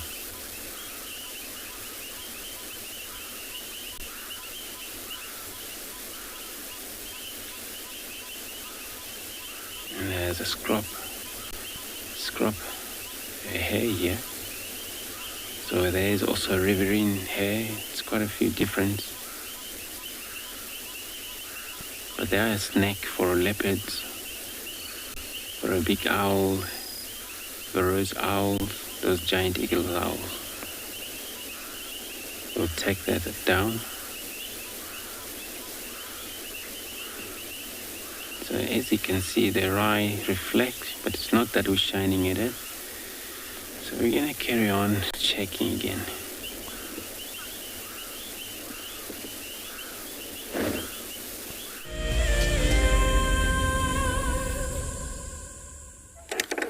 Mr. Drive. So you're back with us, and Mom too. She's decided to start heading in a southerly direction. She still doesn't see anything at this stage, but she certainly would be interested. At this stage, it could be anything. It could be looking for a steenbuck or a springbuck. I'm just going to stop there for Craig. It's a little bit easier when we're not moving.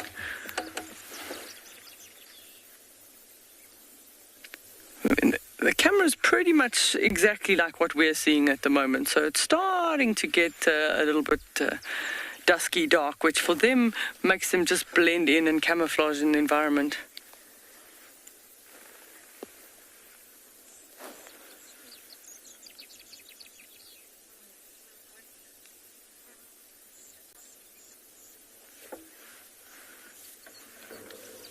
So, Elliot, you asking the question, at what age do these cheetahs leave their mum? So it's about now. It's about 18 months. And generally, although in this particular instance it's a male and a female cub, well, they'll leave together and they'll support each other for at least about another 6 months or so. And they'll hunt together and find food together. And then as soon as the female starts coming into estrus and starts attracting attention of dominant males, then her brother in this instance will then get pushed away from her and then they will go off and live separately. So it doesn't matter, whatever the combination is of the cubs in a group, the males will always stay together as a coalition, and then the females will move off their separate ways once they reach maturity.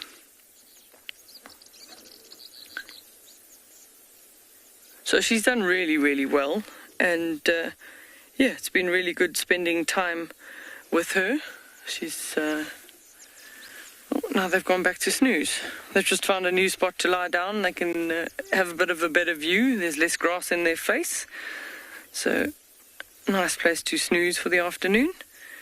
So, if nothing bothers them, they'll potentially just lie up here for the rest of the evening. But if it would be a situation of a full moon, then there is a possibility that they could go hunting. But we might land up being able to find them relatively close by tomorrow. She's still on alert. You never know. We wish her the best of luck. We hope that she is hopefully successful, either even tonight or in the early hours of the morning, to be able to feed those cubs.